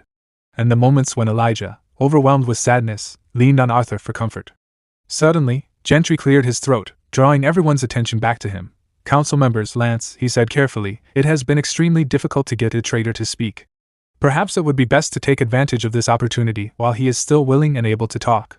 Once again, all eyes shifted toward Arthur. Arthur looked at Virion, who silently nodded, giving him permission. Lead the way, Gentry, Arthur said before stepping forward. The two of them walked deeper into the dungeon, leaving the others behind. Meanwhile, far away in the forest, an Alacrian soldier named Circe sat peacefully beside the edge of a river. Folding his legs comfortably, he dipped his feet into the cool water while washing the blood from his arms.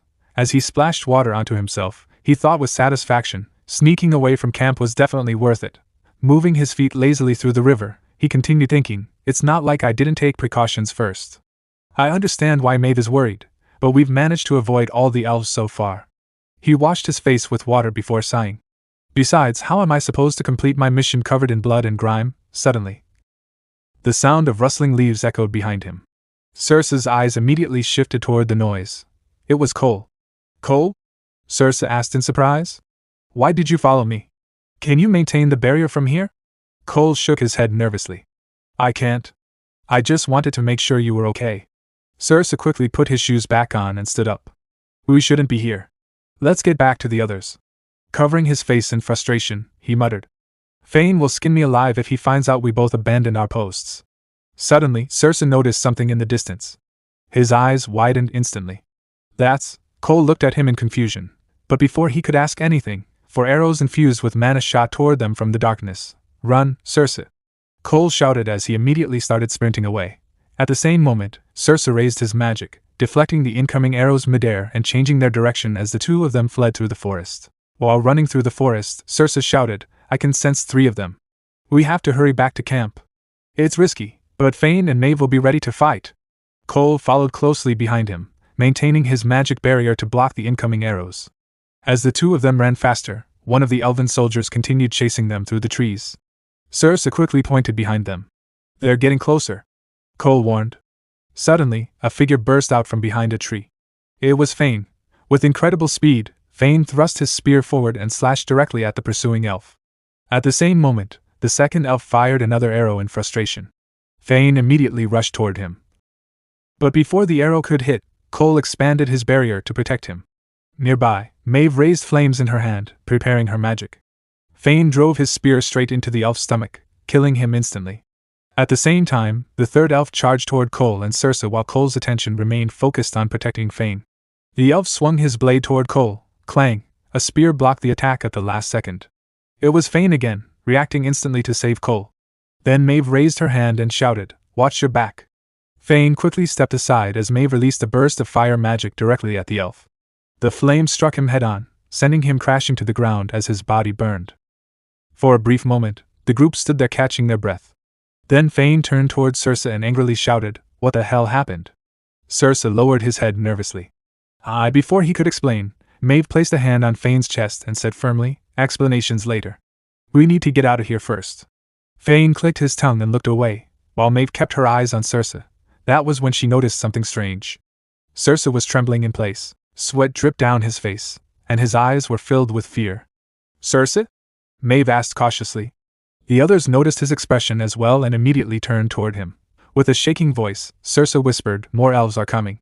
His face turned pale as he continued, A lot of them. As Radius sat inside the prison, his entire body was covered in blood and wounds, while heavy chains tightly restrained his hands and feet.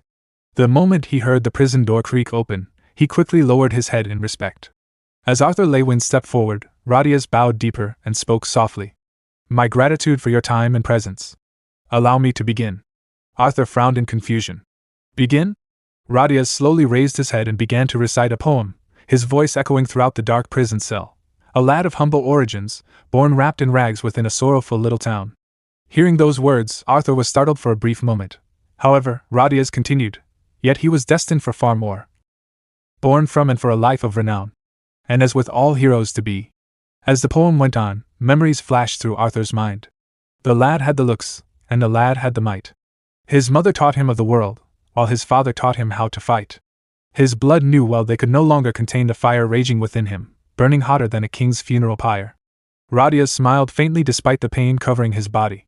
Until the day came when the lad realized there was a far greater stage awaiting him. So they packed their bags and bid their small town farewell. His expression darkened, but whoa. As all stories go, tragedy struck. Arthur remained silent, while Radius continued his recital. Yet never fret, never doubt, because as all stories go, a hero never falls so easily. So he grows and he grows. Through heartache and death throes. Never ceasing. Always overcoming. Radius slowly lifted his eyes toward Arthur. Alas, every light requires a shadow. Every hero requires a foe. The brighter the light, the darker the night. Arthur's expression gradually became more confused as he listened. What happens, hero to be, when the one who has crossed both time and space shines even brighter than thee? Perhaps one maiden's shining night is another's deadly blight. Will the sides of light and darkness only be decided Suddenly, Radius grabbed Arthur's hand tightly and asked in a trembling voice, "By whoever wins the final fight?" Arthur's eyes widened in shock. He immediately pulled his hand away, causing Radius to collapse onto the ground. Lying there, Radius looked up at Arthur and laughed weakly. "Ah. Good. You're real. I feared you were merely another illusion, and that one of my performances had gone to waste. I practiced this many times, you know. I had almost forgotten how warm another person could be." Arthur narrowed his eyes coldly. "It seems your time spent here has made you unbalanced." Radius slowly pulled himself upright, gripping a broken branch beside him for support, as he laughed painfully. "Unbalanced? Not crazy, insane, or mad? Perhaps cracked or nutty. But unbalanced?" He chuckled before continuing. "Regardless, whether you choose to ignore my words, poetry or prose alike, is entirely your own decision." Arthur stared at him carefully. "So that poem you just recited?" Radius leaned back against the wall, his body trembling with pain. "I thought a simple heart-to-heart conversation would be rather boring. And though I'm not particularly skilled in the art of poetry, I needed some way to pass the time." Then he looked directly into Arthur's eyes.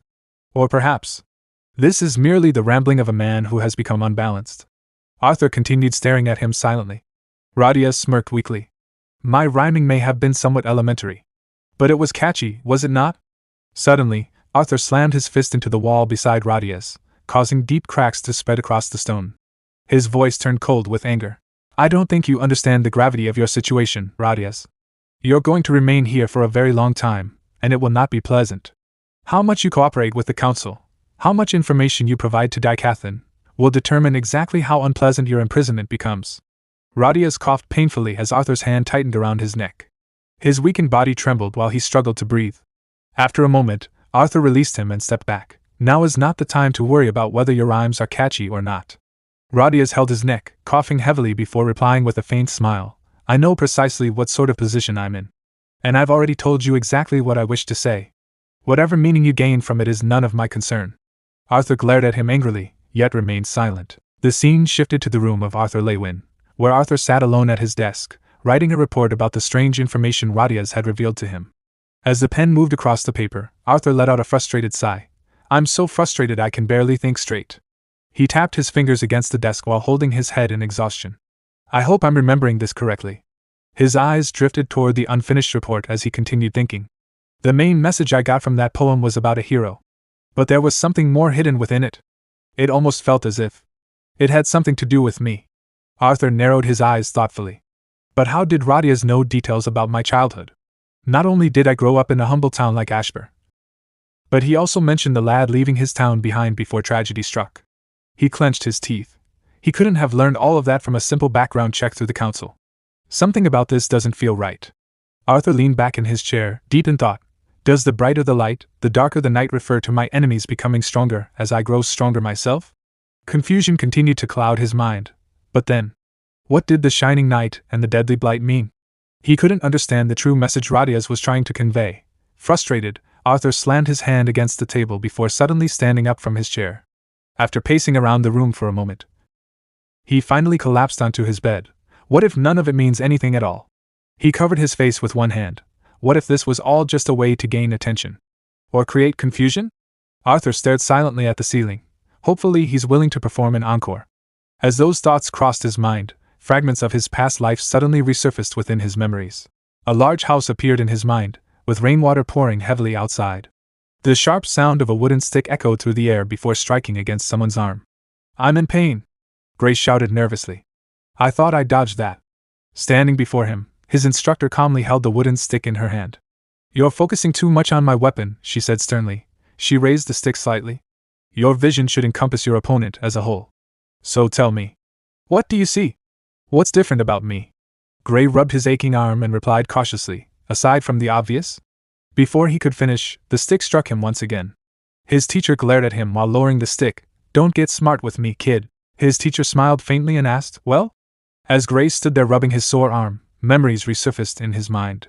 Several months had passed since his capture and subsequent rescue by Lady Vera. After his injuries had fully healed, his lessons under her guidance had finally begun. Though her training methods were brutal and her personality was as warm as a block of ice, Gray couldn't deny that she was an incredibly effective teacher. Vera pointed toward the ground with the wooden stick in her hand. "You pivoted using your lead leg, bringing your back foot forward to extend your reach. As she spoke, Vera calmly folded her hands behind her back and began walking around him. Good. Although, if you weren't able to figure that out from the track marks on the ground, then you wouldn't deserve to be my. Before she could finish, Gray smirked teasingly and interrupted her. Then I don't deserve to be your student? For a brief moment, Vera stared at him silently before tapping the back of his head with the stick and pushing him forward. Gray sighed inwardly. Despite her cold attitude, her home alone revealed just how wealthy and influential she truly was. The two eventually stopped beside a large fish pond. Standing near the water, Gray looked at Vera curiously. How do I get better? Vera answered calmly. Try catching a fish with your bare hands. Gray blinked in surprise as he stared into the clear pond. Whoa! I've never even seen a live fish before. Then Vera added, without using ki. Gray immediately looked at her in disbelief. What? He glanced back at the fish nervously. Won't they die if they leave the water? I don't think I could afford to replace even one of these. Vera sighed. Don't worry about that. Just try. Gray hesitantly stepped into the pond and reached toward one of the fish. The instant his fingers touched it, the fish slipped away effortlessly. So fast. He tried again. And again. And again. Yet no matter how hard he tried, he couldn't catch even a single fish. He used both hands, lunged forward several times, and even splashed water everywhere, but the fish always escaped him with ease. Finally exhausted, Gray sat at the edge of the pond and looked at Vera in frustration. What's the point of this anyway? He stood back up angrily. It's impossible to catch one with your bare hands. Without saying a word, Vera stepped into the pond herself. She slowly lowered her hand into the water and effortlessly caught one of the fish. Is that so? Gray stared at her in shock. Yes, it is. There's no way you can. His eyes widened as he saw the fish calmly resting in her hand. What? No way. He pointed at her immediately. Do it again. Sure. Vera gently released the fish back into the pond before slowly lowering her hand into the water once more. A moment later, she caught another fish just as easily as before. Then she smiled faintly. Gray looked at her with complete disbelief. I don't get it. You moved so slowly. Suddenly, suspicion appeared on his face. Wait. Did you train these fish to swim into your hands? Vera raised an eyebrow. Do I look like someone who would waste my time doing something so pointless? Gray scratched his cheek awkwardly.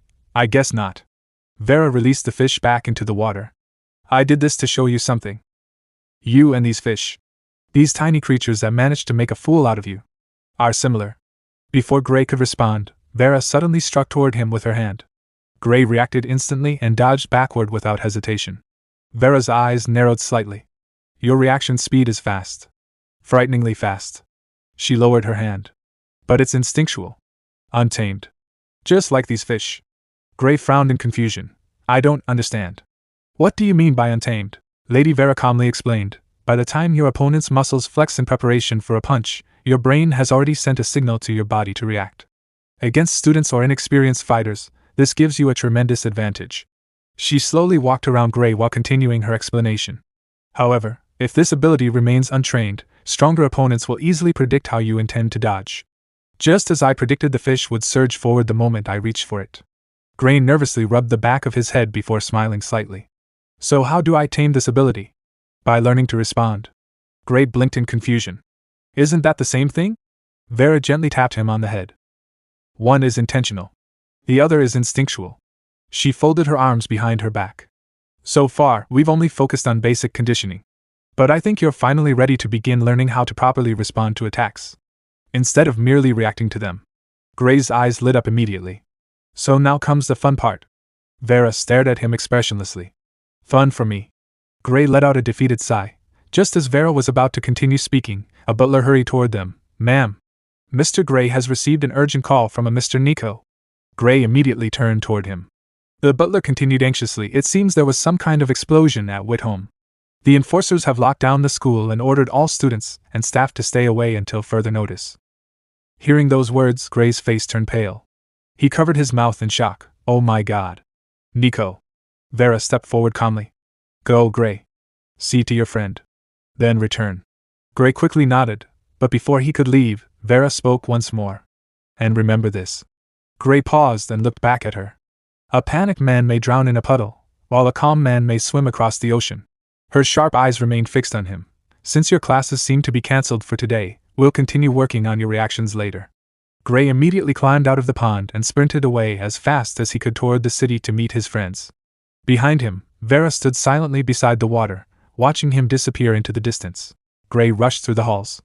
A strange sense of dread tightened around his chest as he sprinted toward the communication room. Without slowing down, Gray grabbed the communication receiver the instant he reached it. "Nico," he called out immediately. "Nico, are you there?"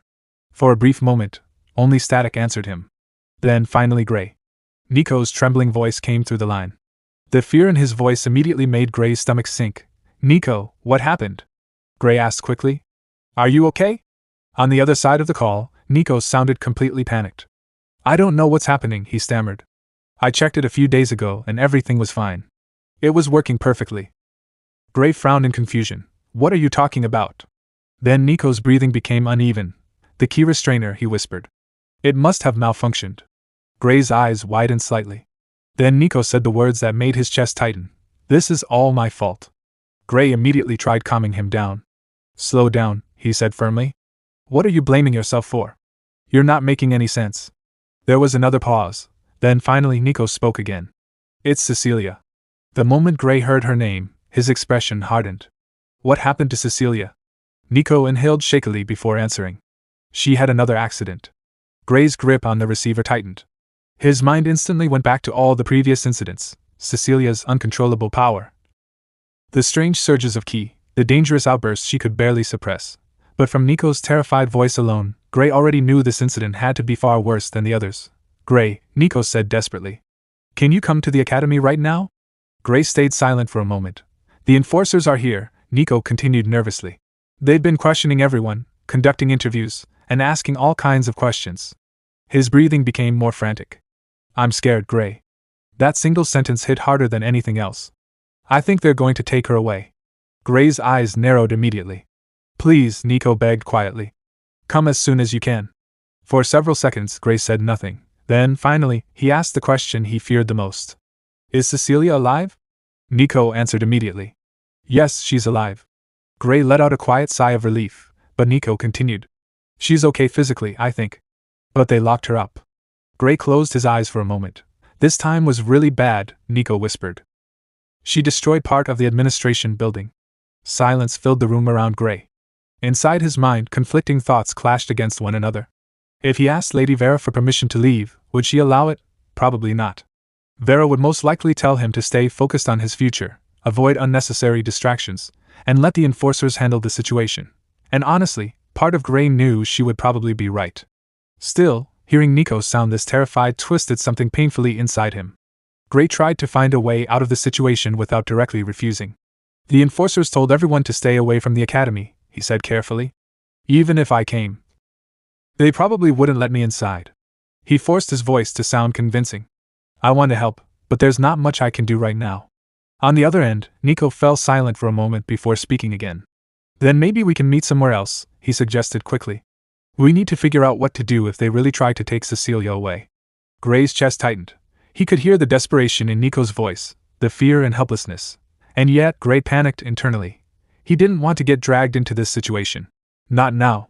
Not when his future was finally beginning to change. Not when Vera had already started shaping him into something greater. Gray swallowed hard before trying once again to calm Nico down. "No, listen to me," he said firmly. "We don't even know what's going to happen yet. Panicking won't help anyone." Then, almost unconsciously, he repeated the same words Vera had told him earlier that day. "A panicked man can drown in a puddle," Gray said slowly, trying to remember the exact quote. "But a calm man can swim across an ocean." Or something like that. He rubbed his forehead awkwardly. "The point is, we need to stay calm." Nico took a shaky breath. "Yeah." For a moment, it sounded like he was trying to steady himself. But then he quietly asked again, "So, where should we meet?" Gray froze. Guilt struck him immediately. But instead of agreeing, he shut the idea down completely. "I can't come," Gray said flatly. "I have lessons." The moment the words left his mouth, the atmosphere changed. Gray quickly continued before Nico could respond. "Don't worry so much. Everything's going to be fine." Even as he said it, the words sounded hollow. Still, he kept going. "You just need to keep your head down and avoid causing trouble." Then Gray tried to justify it further, both to Nico and to himself. Maybe this could actually help Cecilia in the long run. If important people notice her condition, maybe she'll finally get proper treatment. He lowered his voice slightly. Then she won't have to rely only on your inventions anymore. The line became quiet. When Nico finally spoke again, his voice sounded smaller somehow. Okay. There was disappointment in his voice, and Gray could hear it clearly. But Nico still tried to hold himself together. Sorry, Nico said softly. I know you already have a lot on your plate trying to become king and all. Gray immediately felt worse after hearing that. So I'll let you go now. Gray tightened his grip on the receiver. Call me once you know what the enforcers decide to do, he said. Sure, Nico replied weakly. Then the call ended. The room fell silent. Gray slowly lowered the receiver back into place while staring blankly ahead. Everything's going to be fine, he whispered quietly to himself. Back in the present, Arthur sat silently in his room. That memory still haunted him because now he understood the truth. That was how both Gray and Arthur survived painful moments, by telling themselves that everything would somehow work out, repeating comforting lies until they finally started believing them. Arthur slowly closed his eyes. It was a memory he would never forget. Dream or not, far below the floating castle, deep within the underground dungeon, the night remained cold and quiet. Gentry sighed tiredly. Tonight certainly turned out more eventful than expected. He stretched slightly before turning away. Make sure you finish wrapping things up early tonight, he said casually.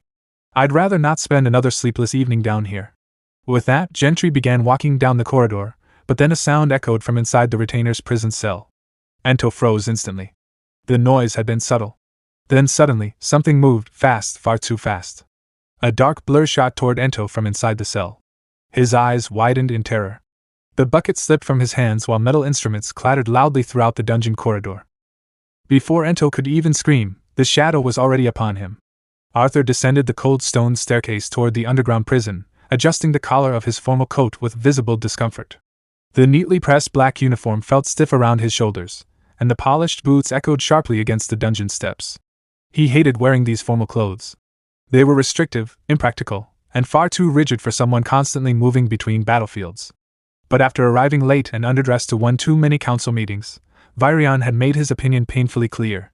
If Arthur showed up looking like a wandering mercenary again, the commander would personally lecture him for an hour straight. So despite the irritation crawling beneath his skin, Arthur endured it. Only a few days had passed since his last dream of Gray's past life, yet the memory still lingered vividly in his mind. The strange conversation with Rodius refused to leave him alone. Ever since hearing that bizarre poem, fragments of Gray's old memories had begun surfacing more frequently, almost as if the words themselves had stirred something buried deep inside him. Arthur clenched his jaw slightly. Maybe the poem truly was connected somehow. Maybe Rodius knew something impossible. Or maybe the old traitor was simply insane. Arthur exhaled slowly as he continued down the dim corridor illuminated by flickering mana lamps. He hoped that this time, Rodius would stop speaking in riddles and finally explain himself directly. As he reached the final turn of the staircase, he noticed the guard stationed outside the prison corridor. The elf sat lazily beside the cell entrance, head tilted downward, apparently asleep. Arthur stared at him for a moment before sighing quietly. This guy really drifts off on duty a lot, he thought. A faint smirk tugged at Arthur's lips. Deciding to test him a little, Arthur carefully concealed his mana presence and silently stepped forward using the same stealth technique he once used to sneak past the hypersensitive raptor squirrels in Epheotis, creatures capable of sensing even the slightest disturbance in the air. Arthur moved without a sound, but the moment he came within reach, a blade instantly pressed against his neck. Arthur froze. The elf guard stood before him with frightening speed, sword drawn and eyes razor sharp. His sleepy appearance had vanished completely. Pure instinct radiated from him. Then recognition struck. The guard's eyes widened in horror. He immediately lowered his weapon and stepped back, bowing apologetically. My apologies. I sensed someone sneaking up behind me and reacted before thinking. Arthur raised an eyebrow. You reacted while asleep? The elf's face flushed with embarrassment. Please don't tell Commander Virion, he pleaded quickly. I only have a few more days of guard duty left.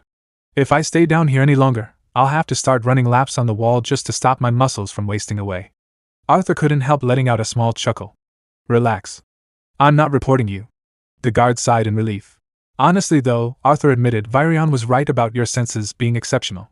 The elf grinned proudly at the compliment. These senses have saved my life more times than I can count. The guard sheathed his sword before asking, Are you here to visit another prisoner? Arthur shook his head. Same one. Then he glanced toward the deeper part of the corridor. Is Gentry inside? The elf snorted. There hasn't been a single moment when he wasn't inside. Arthur blinked. Wait. He sleeps down here too? The elf nodded immediately, with all the smell, blood, and screaming apparently. Both of them grimaced at the same time. That's disgusting, Arthur muttered. It really is. They continued their conversation as Arthur asked whether the elf at least had his own room, hopefully somewhere far away from these depths of despair. The elf let out a tired laugh and said that he did, but he still couldn't wait to finish his assignment there and finally return home. Arthur glanced at him curiously. You're not returning to the battlefield? The elf shook his head. I'm being reassigned to the forest. Then a faint smile crossed his face. That's what I meant by home. Arthur paused slightly. Their forest. The memory resurfaced immediately. The towering trees, the thick manna fog, the strange silence hidden beneath the forest's beauty. The first time Arthur entered El's Hire. He had only been a child, and it had been entirely by accident. The elf stopped walking for a second, clearly surprised. You? Arthur nodded. When I was younger. The guard stared at him in disbelief. Not many humans enter the forest and come back alive, he muttered. Much less a child. Arthur smiled faintly. I'll tell you the story someday if you tell me why you're getting demoted to guard duty. The elf instantly replied without hesitation. I guess we'll both never know. Arthur laughed quietly under his breath. Eventually, they reached a cluttered side room near the deepest cells of the prison. The elf pointed toward a hunched figure buried beneath papers, restraints, and scattered tools. There, he said. That's where he sleeps. Gentry suddenly jolted awake at the sound of footsteps. HM? What's going on? He fumbled around for his glasses before finally spotting Arthur standing at the doorway. The old torturer blinked. Well now, he muttered. To what do I owe the pleasure of the general disturbing my rest? Arthur crossed his arms. I was simply returning the favor from last night. Gentry let out a dry laugh. Fair enough. Arthur's expression quickly turned serious. I need you to open Rodius's cell. There's something I want to ask him. Gentry nodded immediately as he stood up. Of course. As they walked through the corridor, Gentry spoke again. And my apologies for dragging the entire council down here last night. Arthur glanced at him. You thought Rodius was finally going to reveal something important. I still think he might. Arthur remained silent for a moment. That's why I'm here. The deeper they walked, the colder the air became. Eventually, they arrived outside Yuto's reinforced containment chamber. Arthur frowned slightly. Something felt wrong. Gentry reached for the mechanism and slowly opened the chamber door. The moment it creaked open, dark smoke spilled into the hallway. Arthur's eyes narrowed instantly. Gentry froze. The elf guard immediately stepped forward with his sword drawn. As the smoke slowly cleared, the horrifying scene inside became visible. Entle collapsed on the floor. Blood seeped through the gaps in his suit as broken tools and overturned buckets scattered across the room. The entire chamber looked devastated. Black spikes of corrupted mana erupted violently from the ground and walls like twisted spears, tearing apart the prison floor. And in the middle of it all, Yuto sat slumped against the wall, barely conscious. Yet despite his condition, a twisted grin stretched across the retainer's face the moment he saw Arthur. Arthur's eyes widened slightly. That's impossible. The restraints were still active. Yuto's mana should have been completely sealed. Gentry immediately rushed toward the retainer, while the elf guard focused his senses outward. There's nobody else here, the elf reported sharply. I can't sense any intruders. Arthur stepped cautiously into the chamber, confusion growing rapidly. Did he somehow break free? Arthur muttered. But something felt off. Yuto wasn't escaping. He wasn't even moving properly. Then Arthur realized something far worse. Rodius.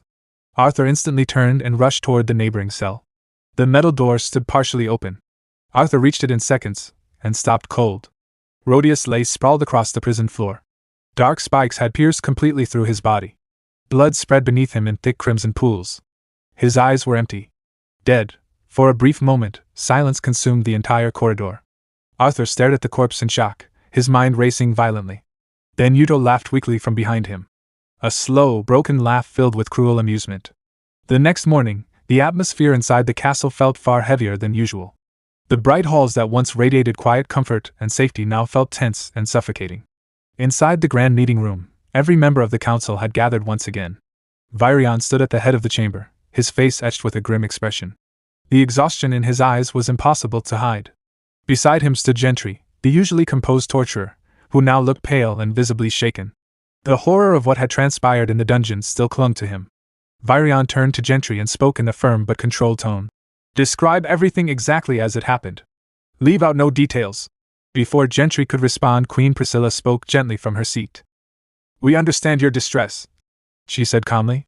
But the more clearly we understand the incident, the better we can determine what truly happened, and prevent it from occurring again. Gentry nodded weakly, struggling to compose himself. I could have stopped it. The room fell silent. Gentry lowered his head. But I was asleep. King Blaine narrowed his eyes. You didn't hear anything at all? Before Gentry could answer, the elf elbowed in front of council. I can personally assure the council, he said confidently, that if there had been any struggle or intrusion, I would have heard it, even from the first floor of the dungeon. Then it's Arthur turned telling about Elf. After witnessing his extraordinary senses firsthand earlier that morning, he knew Albold was not exaggerating. Then Arthur spoke. As I mentioned before, by the time we arrived, they were already dead. Queen Muriel turned to him immediately. Then explain exactly what you saw. Gentry nodded and recounted the scene carefully. When we entered the chamber, the room was already covered in black spikes. Yuto was still barely alive at the time, Albold continued from there. Yuto was leaning halfway outside his cell. One of the spikes had pierced directly through his mana core. We couldn't determine whether he escaped on his own or whether someone helped him. He paused briefly. I intended to investigate the chamber further while General Arthur went to Radia's cell. Arthur finished for him. I wanted answers regarding the poem he recited the previous night. But by the time I reached the cell, Radia's was already dead. Arthur's eyes hardened slightly as the gruesome image resurfaced in his mind. His body had been pierced straight through the heart by the same black spikes. Several council members exchanged grim looks. Arthur continued in a calm, measured tone. Gentry had been sleeping near the chamber, and Albold was guarding the main entrance. Earlier this morning, Albold was able to detect me even after I completely concealed my mana presence. Between the prison levels and the upper floors, numerous guards were stationed throughout the castle. If someone truly infiltrated this place, they left absolutely no traces behind. A heavy silence settled over the room. The situation made no sense. Virion eventually spoke. Since every witness account aligns perfectly, the council has concluded that none of you were involved in the deaths.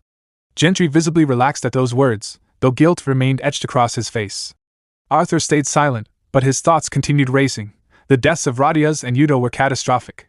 Not only had Daikathan lost 2 major prisoners, but one of them had been a retainer, living proof that the enemy could bleed.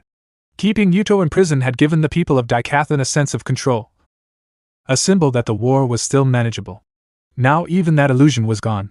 As for Rhodus, the council did not mourn the traitor himself, but the valuable information buried with him was another matter entirely. Virion eventually turned toward Gentry. You are granted temporary bereavement leave until the council requires your services again. Gentry bowed deeply. Understood.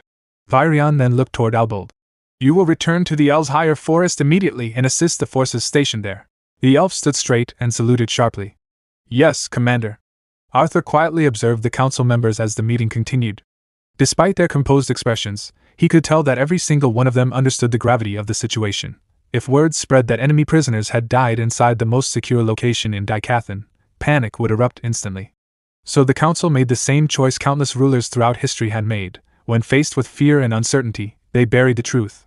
The incident would be covered up completely. No public announcement, no rumors, and no mention of infiltration.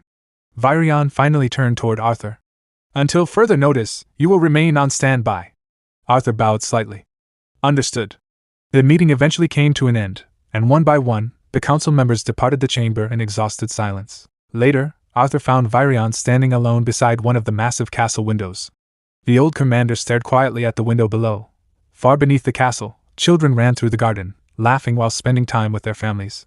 Their peaceful atmosphere made them feel safe. To them, the castle still represented safety. Arthur stepped beside Virion. You must be worried about everyone's safety. Virion did not answer immediately. Instead, he continued looking outside. After a long pause, he finally spoke. Do you really think I'd allow civilians to remain here if I believed they were in danger? Arthur stayed silent, but inwardly he admitted Virion had a point. If an enemy infiltrator truly possessed the ability to enter the castle unnoticed, then why target prisoners?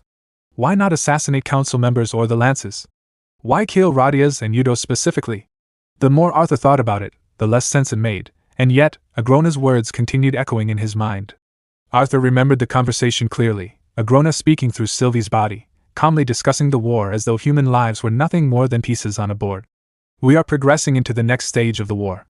It will not benefit your side. Agrona did not want to destroy Daikathan. He wanted its resources, its people. He intended to use the continent itself as fuel for his future war against Epheotis. Arthur's thoughts shifted back toward Radia's. The poem. The strange wording. The hidden meanings. Was Radia's truly trying to warn him? Had he deliberately hidden the truth within poetry to avoid triggering some kind of curse? Arthur's eyes narrowed. Cynthia had died under mysterious circumstances too. Was it the same curse? The same invisible force silencing anyone who learned too much? Arthur's thoughts were interrupted when Virion spoke again. To be honest, I'm at a complete loss. Arthur looked at him in surprise. Virion rarely admitted uncertainty. The scale of this war, Virion continued while staring out the window, is unlike anything this continent has ever faced. Arthur slowly nodded. Things have been quiet lately. Too quiet. A heavy tension settled between them. Arthur looked out over the floating castle toward the endless horizon beyond the clouds. I can feel it. Something big is about to happen. His expression darkened. But I still don't know what. As Arthur walked through the long hallways of the castle, his mind remained tangled in restless thoughts. The polished marble floors reflected the soft glow of the mana lamps above. But even the calm atmosphere of the castle could not ease the tension building inside him. Everything was happening too fast. Every day brought new threats, new discoveries, and new uncertainty. The war that once felt distant had now spread across the entire continent like an unstoppable storm. Arthur let out a quiet breath as he continued walking toward his room. Part of him still could not understand why Virion had ordered him to remain on standby while the other lances were scattered across Dicathan, handling critical missions. Aya had already been deployed to Elenwar, monitoring the southern borders after the recent Alacrian incursions through the forest. Micah was deep within Darv, hunting down radical dwarven groups and Alacrian sympathizers who were destabilizing the kingdom from within. Vari had stationed herself along the western coastline, personally overseeing the fortification of major cities in preparation for a possible naval assault. Byron was scouting the northern range of the Grand Mountains, searching relentlessly for any sign of scythes or retainers entering Dicathan. Everyone was moving. Everyone was fighting. Yet Arthur remained in the castle. He frowned slightly. Still, he trusted Virion. The old commander was not the type to make meaningless decisions. If Virion wanted him here, then there had to be a reason for it. Arthur simply had not figured it out yet. As he reached the door to his room, he suddenly heard muffled voices coming from inside. You have to help me. Promise? Arthur paused, then slowly opened the door. The moment he stepped inside, Ellie instantly turned toward him with a bright smile, while Sylvie sat suspiciously close beside her on the couch. Boo rested lazily on the floor nearby. Arthur narrowed his eyes immediately. That doesn't look suspicious at all. Sylvie crossed her arms innocently. You're overthinking it. Arthur was not convinced for even a second. Ellie quickly changed the subject before he could question them further. What happened? Why did it take you so long? Arthur sighed tiredly as he loosened the collar of his coat. Another council meeting. Then a faint smile crossed his face. But I'm free now. Ellie's eyes lit up instantly. Does that mean you're finally ready to spend time with your precious little sister? Arthur chuckled softly. Sure, as long as you don't mind spending that time at the training grounds. He glanced towards Sylvie. She and I still need to test a few things before we end up in a real fight. Sylvie nodded immediately as the three of them began walking through the castle halls together. Arthur glanced sideways at Sylvie. So, what exactly were you two talking about before I came in? Sylvie immediately looked away. I'm sworn to secrecy. Arthur raised an eyebrow. That makes it sound even more suspicious. Ellie quickly avoided eye contact.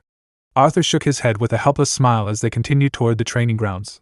Despite everything happening around them, seeing Ellie and Sylvie getting along so naturally genuinely made him happy. Eventually, they arrived at the massive indoor training hall. The moment Arthur pushed the heavy doors open, the familiar scent of stone, metal, and burned mana filled the air. Arthur stepped into the center of the room before stretching his arms casually. We should warm up first. Ellie immediately began stretching beside him. Arthur glanced towards Sylvie. You joining us? Sylvie stared at them blankly. Why? Ellie giggled. To loosen your body before training. Sylvie hesitated before awkwardly attempting to copy their movements. Her human form still clearly felt unnatural to her. Every stretch looked stiff and unbalanced, and several times she nearly lost her footing. Arthur tried not to laugh. Eventually, Sylvie leaned too far sideways and nearly toppled over completely. But Ellie quickly caught her before she could hit the floor. Sylvie blinked in surprise. Ellie smiled proudly. See? You're getting better already. Arthur shook his head in amusement. All right, let's start the real training before one of you breaks something just by stretching. Sylvie straightened herself before walking toward the center of the arena. How do you want to do this? Arthur asked. Sylvie raised a hand. Just stand still for a moment. Almost immediately, A glowing sphere of white energy began forming around her palm. The mana condensed rapidly into a dense, shining projectile. Then she fired it directly toward Arthur like an arrow. Arthur instantly swatted the projectile aside with the back of his hand. But despite casually deflecting it, his expression shifted slightly in surprise when he noticed a faint burn mark left behind on his skin. Arthur blinked. "When did you learn to use mana arrows?" Sylvie looked mildly pleased with herself. "Watching Ellie manipulate elemental mana gave me a few ideas." Several more glowing arrows rapidly formed around her hands. "This is one way to better take advantage of my own traits." The arrows shot toward Arthur one after another. This time, Arthur caught the projectiles directly in his hands before they could explode. His eyes narrowed thoughtfully. "Interesting. Compared to Ellie's arrows, these are much more compact, almost solid. The raw destructive output is not especially high. But the mana density is absurd. They don't dissipate immediately after impact either."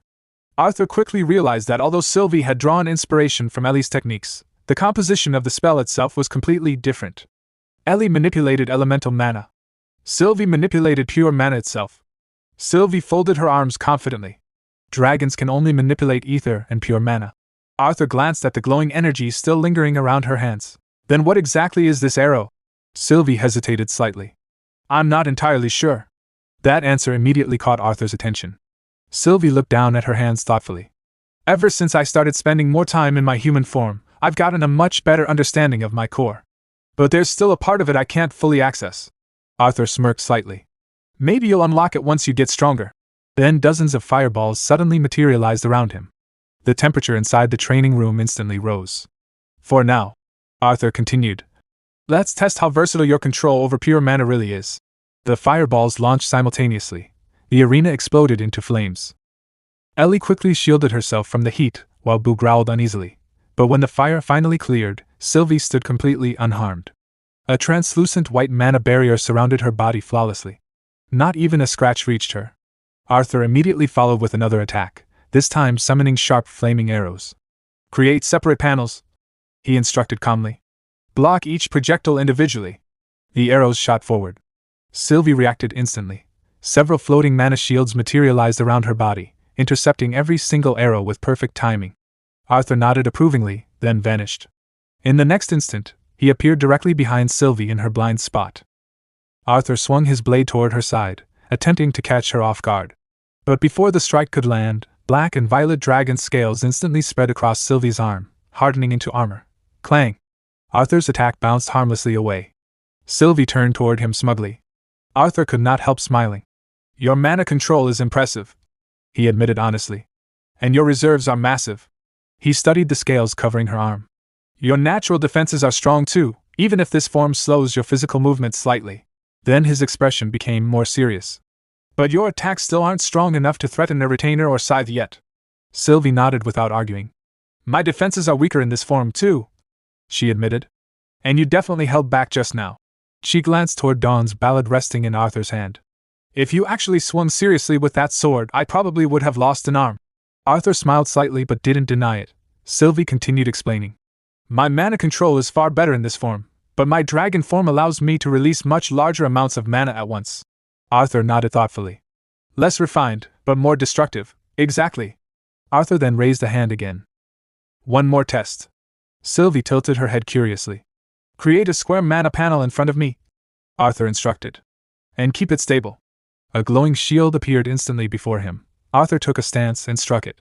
The impact shook the entire arena floor, but the shield didn't break. Arthur's eyes widened slightly in genuine surprise. "Good." Then he pointed toward the opposite side of the room. "How far can you maintain control?" Sylvie sent the shield floating across the arena while Arthur observed carefully. "Keep moving it." The shield twisted, rotated, accelerated, and shifted direction rapidly through the air while Sylvie maintained full control over it. Arthur watched closely, then suddenly spoke again. "Now convert it into an arrow." The shield instantly collapsed inward before reshaping itself into a glowing projectile. Sylvie fired it forward immediately. Arthur smiled. "Not bad at all." At this point, Arthur finally began understanding how they could properly coordinate during battle. Sylvie's control, defense, and adaptability could complement his combat style perfectly. As the two of them resumed sparring, Ellie stood quietly near the sidelines beside Boo, watching the overwhelming exchange of power unfold before her eyes. Explosions shook the arena. Mana clashed violently. Arthur and Sylvie moved at speeds Ellie could barely follow. For the first time in a long while, Ellie truly realized just how massive the gap between her and them had become. Arthur finished his sparring session against Sylvie. Through their battle, he gained a much better understanding of Sylvie's abilities in her human form. Although she had become significantly stronger, the long training session had completely exhausted her. Meanwhile, Ellie stepped forward, gripping her bow with excitement. As Sylvie walked back, the two girls lightly tapped each other's arms, wishing one another good luck. The moment Sylvie reached Bu, she immediately collapsed onto the giant bear's soft arm to rest. While sitting comfortably on Bu's arm, Sylvie secretly spoke to Arthur through their mental connection. "Your sister really wants to impress you, so don't be too hard on her." Ellie, meanwhile, raised her bow with determination, ready to begin her training session. Arthur secretly replied to Sylvie with a small grin. "Ah, that's no fun." Without warning, he slammed his pawn into the ground. Several large chunks of rock erupted from the earth and shot toward Ellie at high speed. Ellie's eyes sharpened instantly. She quickly channeled mana into her bow and created multiple mana arrows. One after another, the arrows flew through the air, shattering every incoming rock into pieces. Not a single projectile reached her. After effortlessly destroying all of Arthur's attacks, Ellie lowered her bow slightly and smirked. Her confidence was obvious as she challenged Arthur to try something more difficult. Arthur Lewin raised his arm, and dozens of fireballs instantly materialized around him, floating in the air like miniature suns. Through his mental connection with Sylvie, Arthur smirked and said, "At this rate, I might not even get the chance to go easy on her. This is going to be great practice for both of us." Without hesitation, he launched a barrage of fireballs toward Ellie. The glowing projectiles raced across the training field one after another. Ellie reacted immediately, firing mana arrows with incredible speed and precision. Each arrow struck its target perfectly, causing the incoming fireballs to explode before reaching her. One fireball slipped through the barrage and shot straight toward her. Ellie quickly shifted her position, narrowly dodging the attack before drawing another mana arrow and firing again. Watching her movements, Arthur couldn't help but smile. Then, raising both hands, he gathered cold mana around him. "Let's try something a little more challenging." The temperature around the training grounds dropped instantly as dozens of ice birds formed around Arthur. With a flick of his wrist, the frozen constructs surged toward Ellie from multiple directions. Ellie didn't slow down for a second. She continuously fired mana arrows, destroying every ice bird in midair before it could reach her. While Ellie focused on eliminating the incoming ice constructs, Arthur quietly gathered a massive amount of fire mana behind him. The sudden surge of power caught both Sylvie and Bu's attention. Before their eyes, a gigantic beast made entirely of flames took shape. The fiery creature resembled Bu, towering over the training grounds while radiating intense heat. Arthur folded his arms and looked at Ellie. "Your offense is impressive," he admitted. "But what happens when you face a spell that you can't simply shoot down?" Ellie smiled confidently. Slowly, she raised her bow and condensed a powerful mana arrow. The enormous fire beast charged toward her. Without the slightest hesitation, Ellie released her arrow. The mana projectile shot forward like a beam of light. Arthur calmly watched the attack and said, "It'll pass right through." But before he could finish his sentence, his eyes widened in shock. Boom! The mana arrow completely destroyed the massive fire beast in a single shot. The entire construct exploded into countless flames before disappearing. Silence filled the training grounds. Ellie stood there with a confident smirk on her face. Arthur stared in disbelief. Before he could say anything, Ellie grinned and spoke first. "That was impressive? Superb? Jaw-dropping?" Arthur cleared his throat and nervously rubbed his chin. "Not bad," he said. "It wasn't bad at all." Ellie's face immediately fell in disappointment. Ignoring her reaction, Arthur continued. "Since your arrows are made entirely from pure mana, your reload speed and draw speed are significantly faster than those of a traditional archer. Your accuracy has also improved tremendously." Despite trying to sound calm, Arthur was genuinely impressed by how much stronger his sister had become. Ellie crossed her arms and pouted. "Those compliments seem somewhat dull." Arthur smiled and gently placed a hand on her head. Before he could say anything else, Sylvie stepped forward with a grin. "What your brother really means to say is that he's very proud of how much you've grown." Arthur immediately flicked Sylvie on the forehead. "Hey! No verbally expressing my thoughts." Sylvie rubbed her forehead while laughing. Arthur shook his head with a small smile before opening his hands.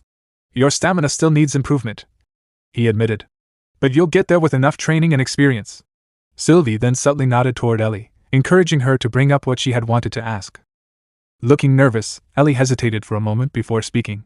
"Speaking of getting enough experience, I was wondering if maybe I could, Arthur raised an eyebrow. "You know what?" Ellie looked away and sighed. "Never mind."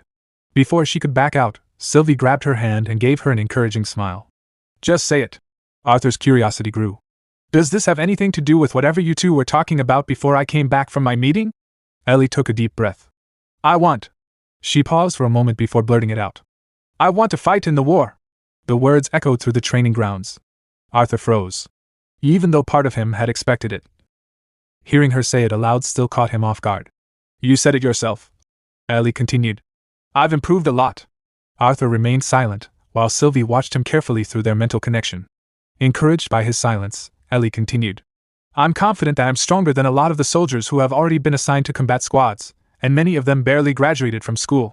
She tightened her grip on her bow. And I'm not asking to be sent to the front lines. I'm an archer. I'd be perfectly fine serving in the reserves or supporting from the rear. For a long moment, Arthur simply stared at her. Then he stepped forward and placed a hand on her shoulder. I can see how hard you've been working. Ellie's eyes brightened. Arthur sighed. I'm not saying no. Her expression immediately lit up. But, Arthur continued, I'm also not sure if I'm allowed to make that decision for you. The excitement on Ellie's face faded slightly. Arthur lowered his hand. Mom and Dad aren't here. And to be honest, we haven't exactly been seeing eye to eye lately. Ellie looked surprised. You guys still haven't made up since last time? Arthur blinked. How did you know that? Ellie rolled her eyes. I'm young, Arthur. Not dumb.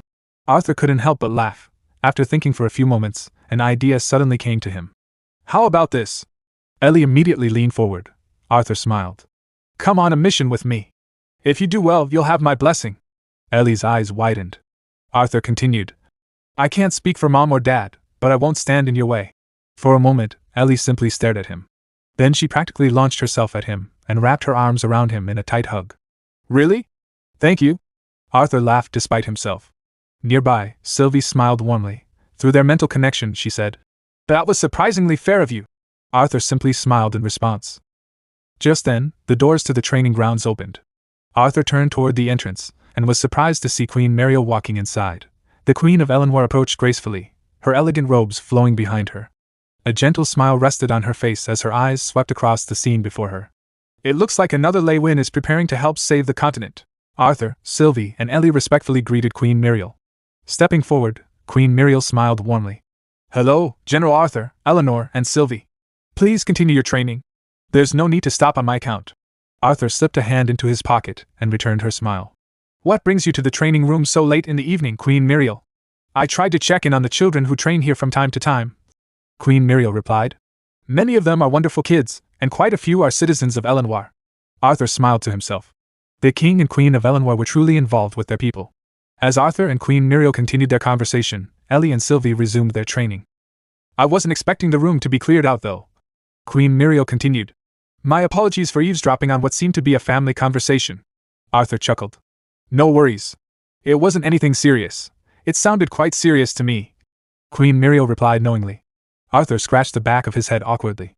Well, before he could continue, Queen Muriel turned toward him and said, Everyone is doing what they can to help in this war, aren't they? Her gaze shifted to Ellie. She's quite brave. She must take after you. She reminds me a little of Tesha. Arthur's expression softened. Do you remember the time Tesha overheard some of the castle chefs complaining that cured meat had been going missing? Arthur laughed. Of course I do. Tesha practically forced me to investigate with her. In the end, we caught Virion red-handed stealing meat during his supposed diet. Queen Muriel laughed as well. Despite her invitation, I was too busy with the tri-union discussions to join the investigation. Her smile gradually faded as she looked up at the ceiling. At the time, I thought those meetings were the worst of my worries. But in hindsight, her eyes drifted toward Ellie and Sylvie training together. Those were some of the most peaceful moments of our lives. Lowering her head slightly, she added, We probably should have appreciated them more. After a brief silence, she smiled gently. Well, it was good running into you, General. She turned and began walking toward the exit. Queen Muriel. She stopped and glanced back. Arthur met her gaze with a determined expression. With the Council's guidance, the Lances and I will do everything we can to make sure those peaceful times return again. Queen Muriel responded with a small, calm smile. Without another word, she continued on her way and left the training room. Arthur watched her departure in silence.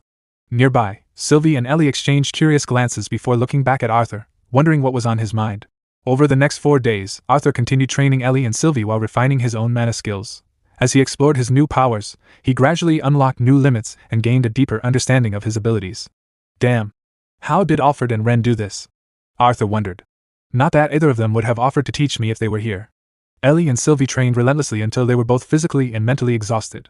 Ellie was becoming increasingly skilled at manipulating pure mana without relying heavily on her mana reserves. Arthur found himself continually surprised by her progress and potential. Sylvie had yet to unlock many of the abilities hidden within her core. But she had become much more confident in controlling her human form. They hadn't had the opportunity to practice coordinated combat together, but both Sylvie and Ellie were clearly showing signs of improvement.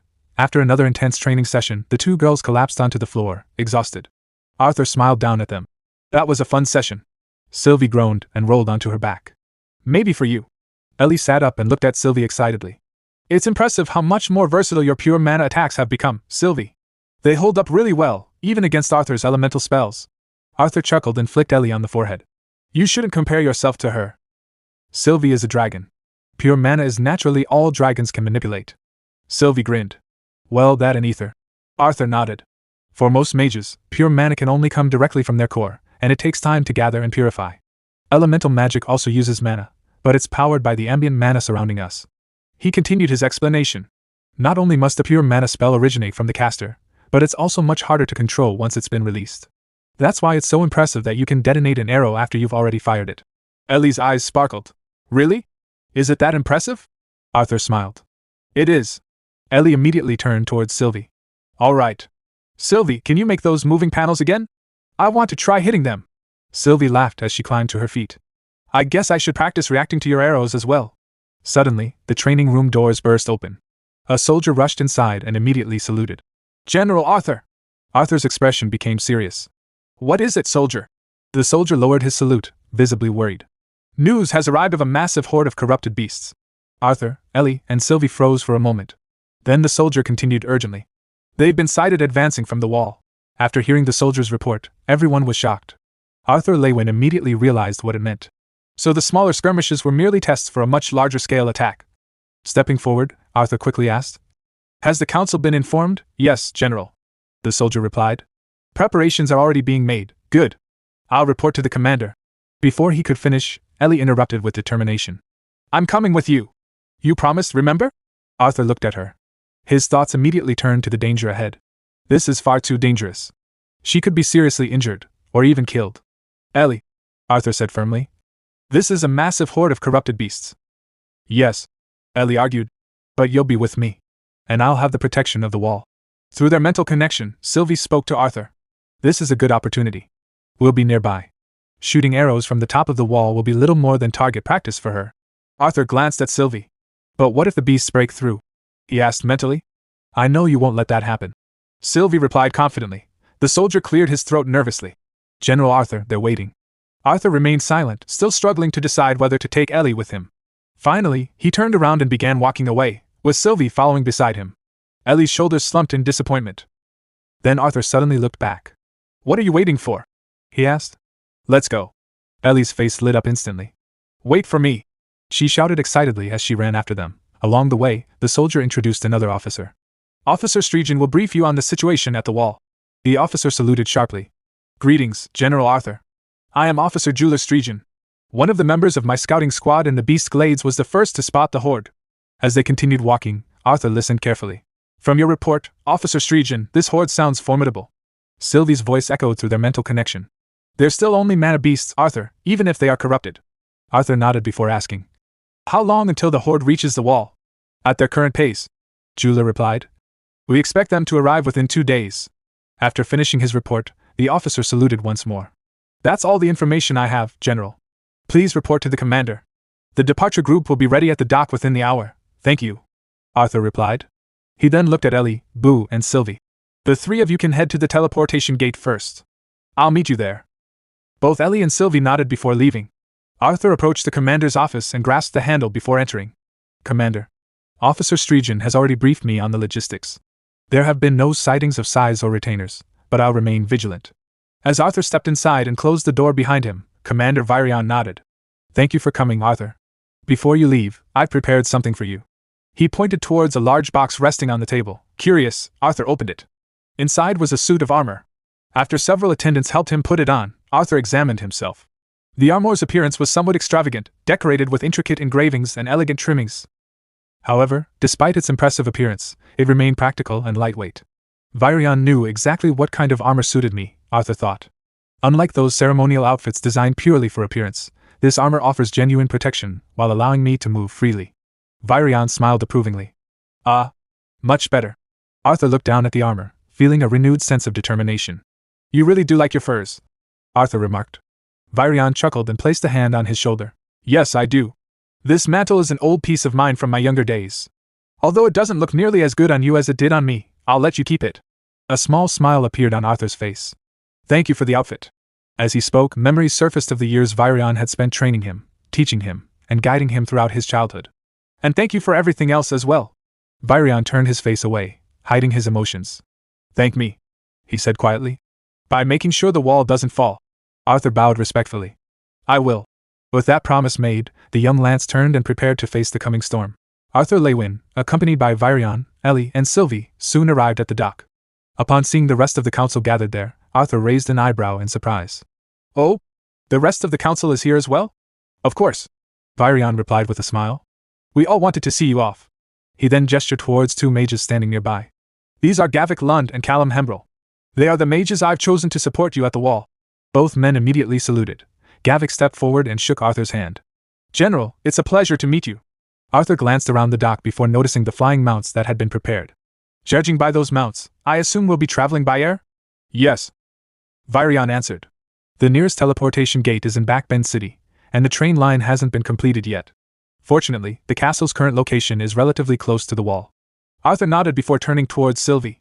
Do you think you'll be able to carry Ellie while she's holding Boo? If the journey isn't too long, I should be able to manage. Sylvie replied. Nearby, Gavik suddenly looked surprised. Wait, the little girl and her bear cub are coming with us? We're heading towards a massive army of mana beasts. Arthur's expression immediately hardened.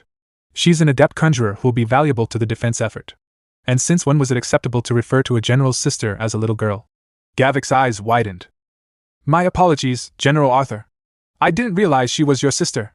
Before the awkward silence could continue, one of the elderly council members patted Gavik on the shoulder. Relax, lad. The old man laughed. Gavik has a daughter about Ellie's age. He's simply concerned. Meanwhile, Queen Priscilla gently placed both hands on Ellie's shoulders. Your talents will be a great support to our troops at the wall. Thank you, Queen Priscilla. Ellie replied shyly. Nearby, Prince Blaine stepped forward and shook Arthur's hand. Take care of our soldiers out there. I will, Arthur replied confidently. Virion then raised his voice. Everyone, prepare for departure. As Arthur stepped forward, a voice called out from behind him. Arthur. Turning around, he saw Queen Muriel approaching. Tesha isn't currently stationed at the wall, she said softly. But on the off chance that you happen to run into her, I made some of her favorite sweets. I would greatly appreciate it if you could give them to her. Arthur accepted the small bag with a warm smile. Of course. Muriel smiled gently. You don't have to go out of your way, but somehow the two of you always seem to find your way back to each other. At that moment, Sylvie transformed into her dragon form. The sudden appearance of the majestic dragon drew everyone's attention. It seems they're ready to leave, Muriel remarked. Arthur's gaze shifted towards Sylvie. Ellie was already climbing onto the dragon's back while carefully holding Boo. The elderly council member chuckled cheerfully. Good luck, lad. Arthur looked towards Virion one final time, silently asking for permission to depart. Virion simply nodded. Arthur stepped forward. Wind mana gathered around his feet as he approached the edge of the floating dock. Looking down, he couldn't help but think, sometimes I forget just how high the castle is above the ground. Behind him, Sylvie carefully secured Ellie and Boo on her back. Ellie gripped Sylvie tightly, though her body still trembled slightly. Arthur noticed immediately. You sure you want to leave all this comfort and beauty behind for war? He asked. It's not too late to change your mind. Ellie shook her head firmly. You can't convince me, brother. I've already made up my mind. She paused before adding. Though, I am a little nervous about flying for the first time. Arthur laughed. Then make sure you hold on tightly. Sylvie lowered her head towards Ellie. I won't drop you. She then glanced at Boo. And I won't drop either of you. A determined smile appeared on Arthur's face. Raising his hand, he shouted. Let's move out! Without hesitation, he leapt from the edge of the dock. Powerful currents of wind mana surged around him, allowing him to fly through the air.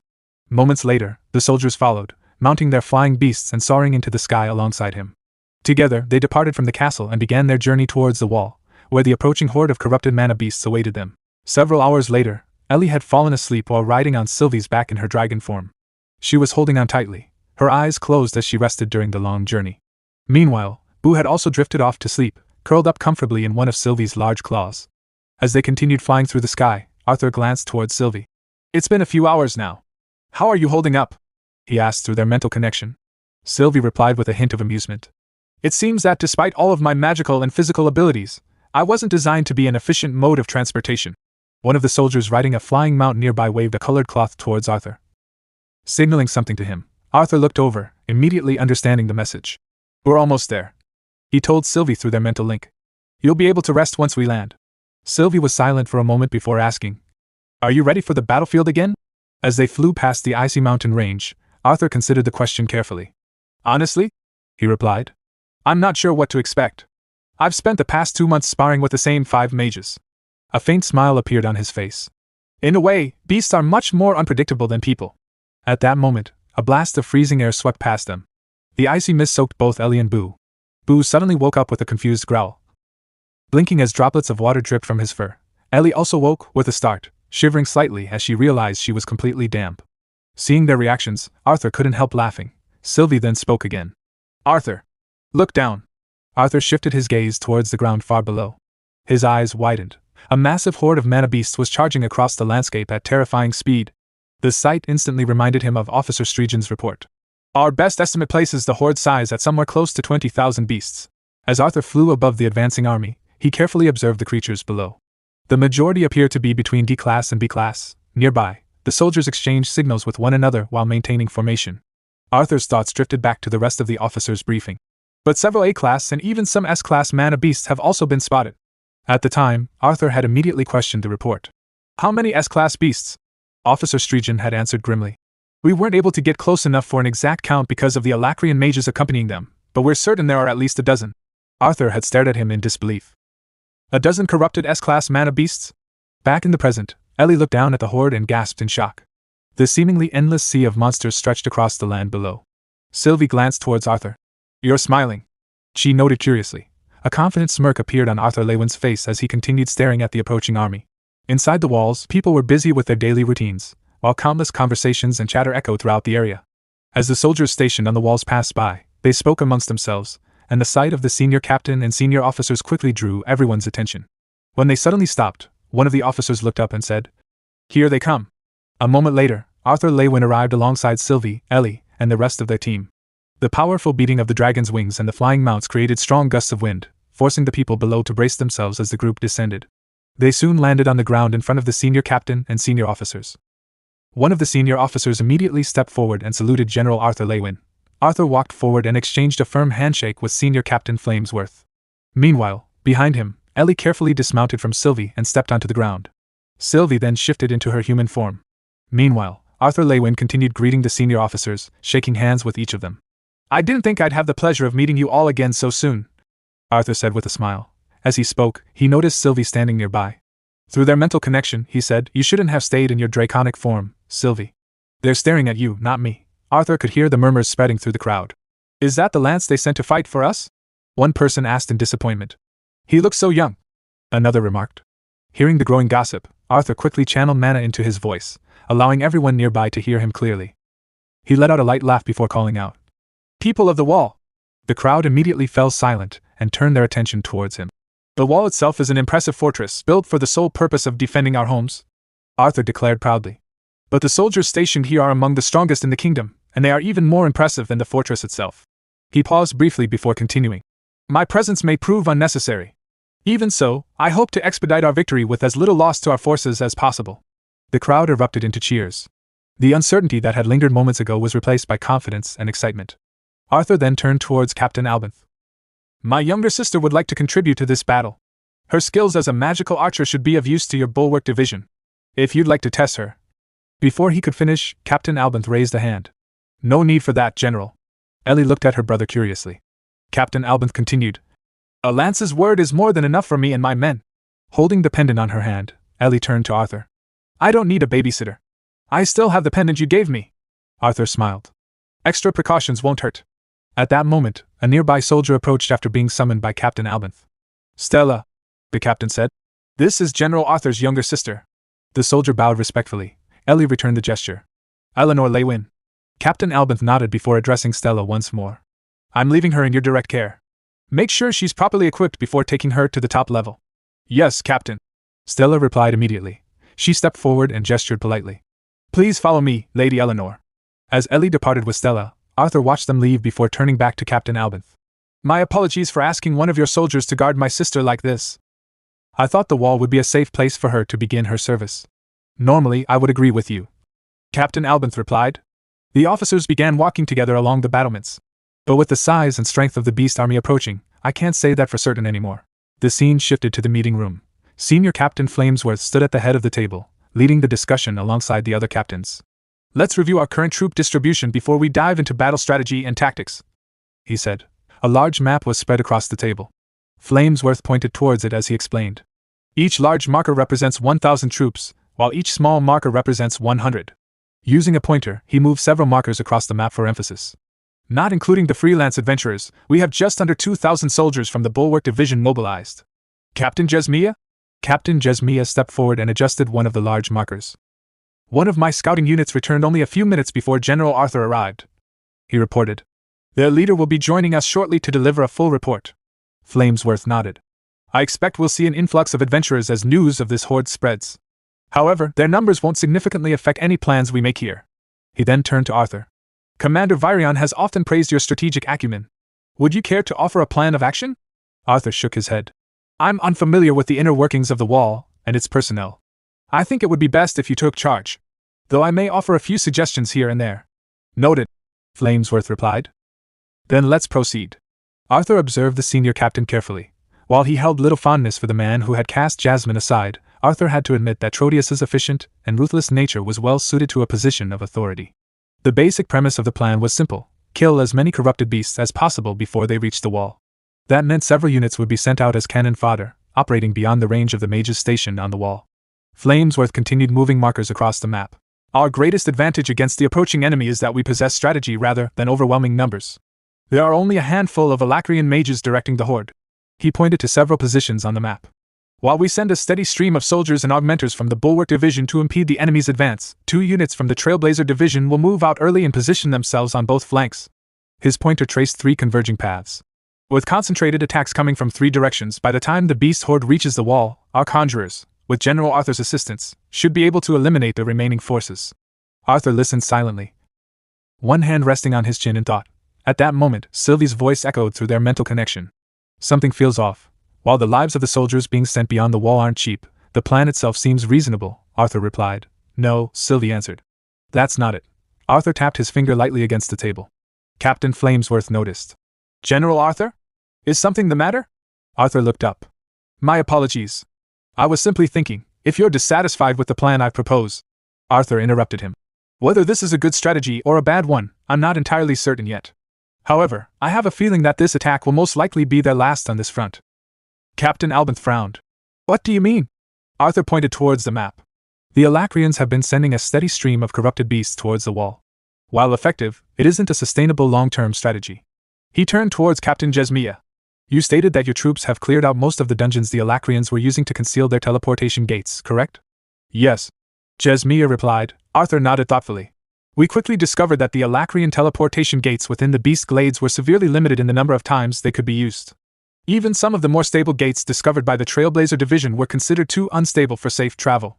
His expression darkened. The fact that the Alacrians must gamble every time they send troops into Dicathan speaks volumes about the ruthlessness of their leaders, Arthur continued. With only a few gates available for the Alacrians to slip into Dicathan, it will be nearly impossible for those who have already crossed into the beast glades to receive supplies. One of the captains nodded. Considering how untamed those lands are, they'll be busy just trying to survive once their supplies run out. Arthur agreed. Exactly. Which is why I believe they may be committing everything they have to this final attack. Captain Flamesworth's expression grew serious. Not that I disagree with you, General Arthur, but how does that change our current predicament? Arthur met his gaze. It means we may need to rethink our plan of sacrificing soldiers in order to keep the wall completely intact. Captain Albinth immediately spoke up. If it means not having to send my soldiers in a single-file line to their deaths, then I'm all ears, General. As am I. Captain Jesmia added. Captain Flamesworth raised a hand. A moment, please. Narrowing his eyes, he folded his hands together. While I am fully in favor of preserving as many of our men as possible, I prefer a plan that isn't based solely on a feeling. Arthur nodded. Fair enough. This is speculation on my part as well. However, my stance remains the same. Keeping our soldiers alive is imperative. We need to remain flexible. Having experienced soldiers that we can divide and reallocate in future battles will be far more valuable than an immovable wall. Flamesworth frowned. We would be risking a vital structure in the defense of both Sapin and Elenwar. If the wall is left in ruins, what happens when an Alacrian army attacks shortly after the beast horde? Arthur answered calmly. Would a fortified wall hold off enemy mages better than our own mages could? The room fell silent. Captain, I'm not suggesting that we simply abandon the wall. I'm suggesting that we sacrifice parts of our fortress instead of sacrificing our men. Captain Flamesworth remained silent for a moment, carefully considering Arthur's words. Finally, he picked up his pointer and handed it to Arthur. Please continue. Arthur accepted it and stepped towards the map. Using the pointer to indicate several locations, he said, So, here's what I have in mind. The scene shifted to the forest, where the sounds of battle still echoed through the air. One of the Alacrians was engaged in combat with an elven soldier. Blocking the elf's sword, the Alacrian shoved him backwards before thrusting his spear forward, slicing across the elf's shoulder. The elven soldier collapsed to the ground and died. After the battle, one of the Alacrians sat down beside a tree, breathing heavily as he tried to catch his breath. However, Circe immediately spoke up. No time to rest. Put up a barrier as wide as you can, then help me throw these bodies into that ditch over there. One of the Alacrians tossed the bag towards her. Patch up Fane. Circe caught the bag and turned towards Fane. An arrow was lodged deep in his shoulder. Before she could react, Fane grabbed the shaft and yanked the arrow free. Blood immediately began flowing from the wound. Wait. Slow down, Circe said, quickly pulling out bandages and medical supplies. She pressed the cloth against the wound to stop the bleeding. Fane sat down with a grimace. Hurry before I bleed out. As Circe applied medicine to the injury, Fane continued speaking. We've been on the run for days because of your little stunt at the stream. Do you understand how reckless that was? By putting the elves on our trail, our chances of surviving this mission have become that much lower. Meanwhile, the other Alacrians gathered the bodies of the fallen elven soldiers and searched for a place to conceal them. Fane looked at Circe. You're not the only one who's tried. We all want to get home. Behind them, the other Alacrians finished hiding the bodies amongst the undergrowth and loose earth. Suddenly, Circe's eyes widened. She had sensed something. The Alacrian girl noticed her expression. What is it? Circe quickly turned towards the forest. Two more figures are approaching. They're moving cautiously. Behind him, Fane gripped his spear and rose to his feet. One of the Alacrians glanced nervously at the girl. The barrier won't be enough to hide us if they've already detected traces of our magic. Fane stepped forward. Go. The others immediately understood what he meant. The Alacrian girl waved her hand at the remaining soldiers. Come on. Without hesitation, they began moving in a different direction. Circe stared at Fane. Wait. What? What are you going to do? The Alacrian girl answered for him. Fane is the only one fast enough to stay ahead of them. He's going to lead them away and give us a chance to escape. Fane continued walking forward without looking back.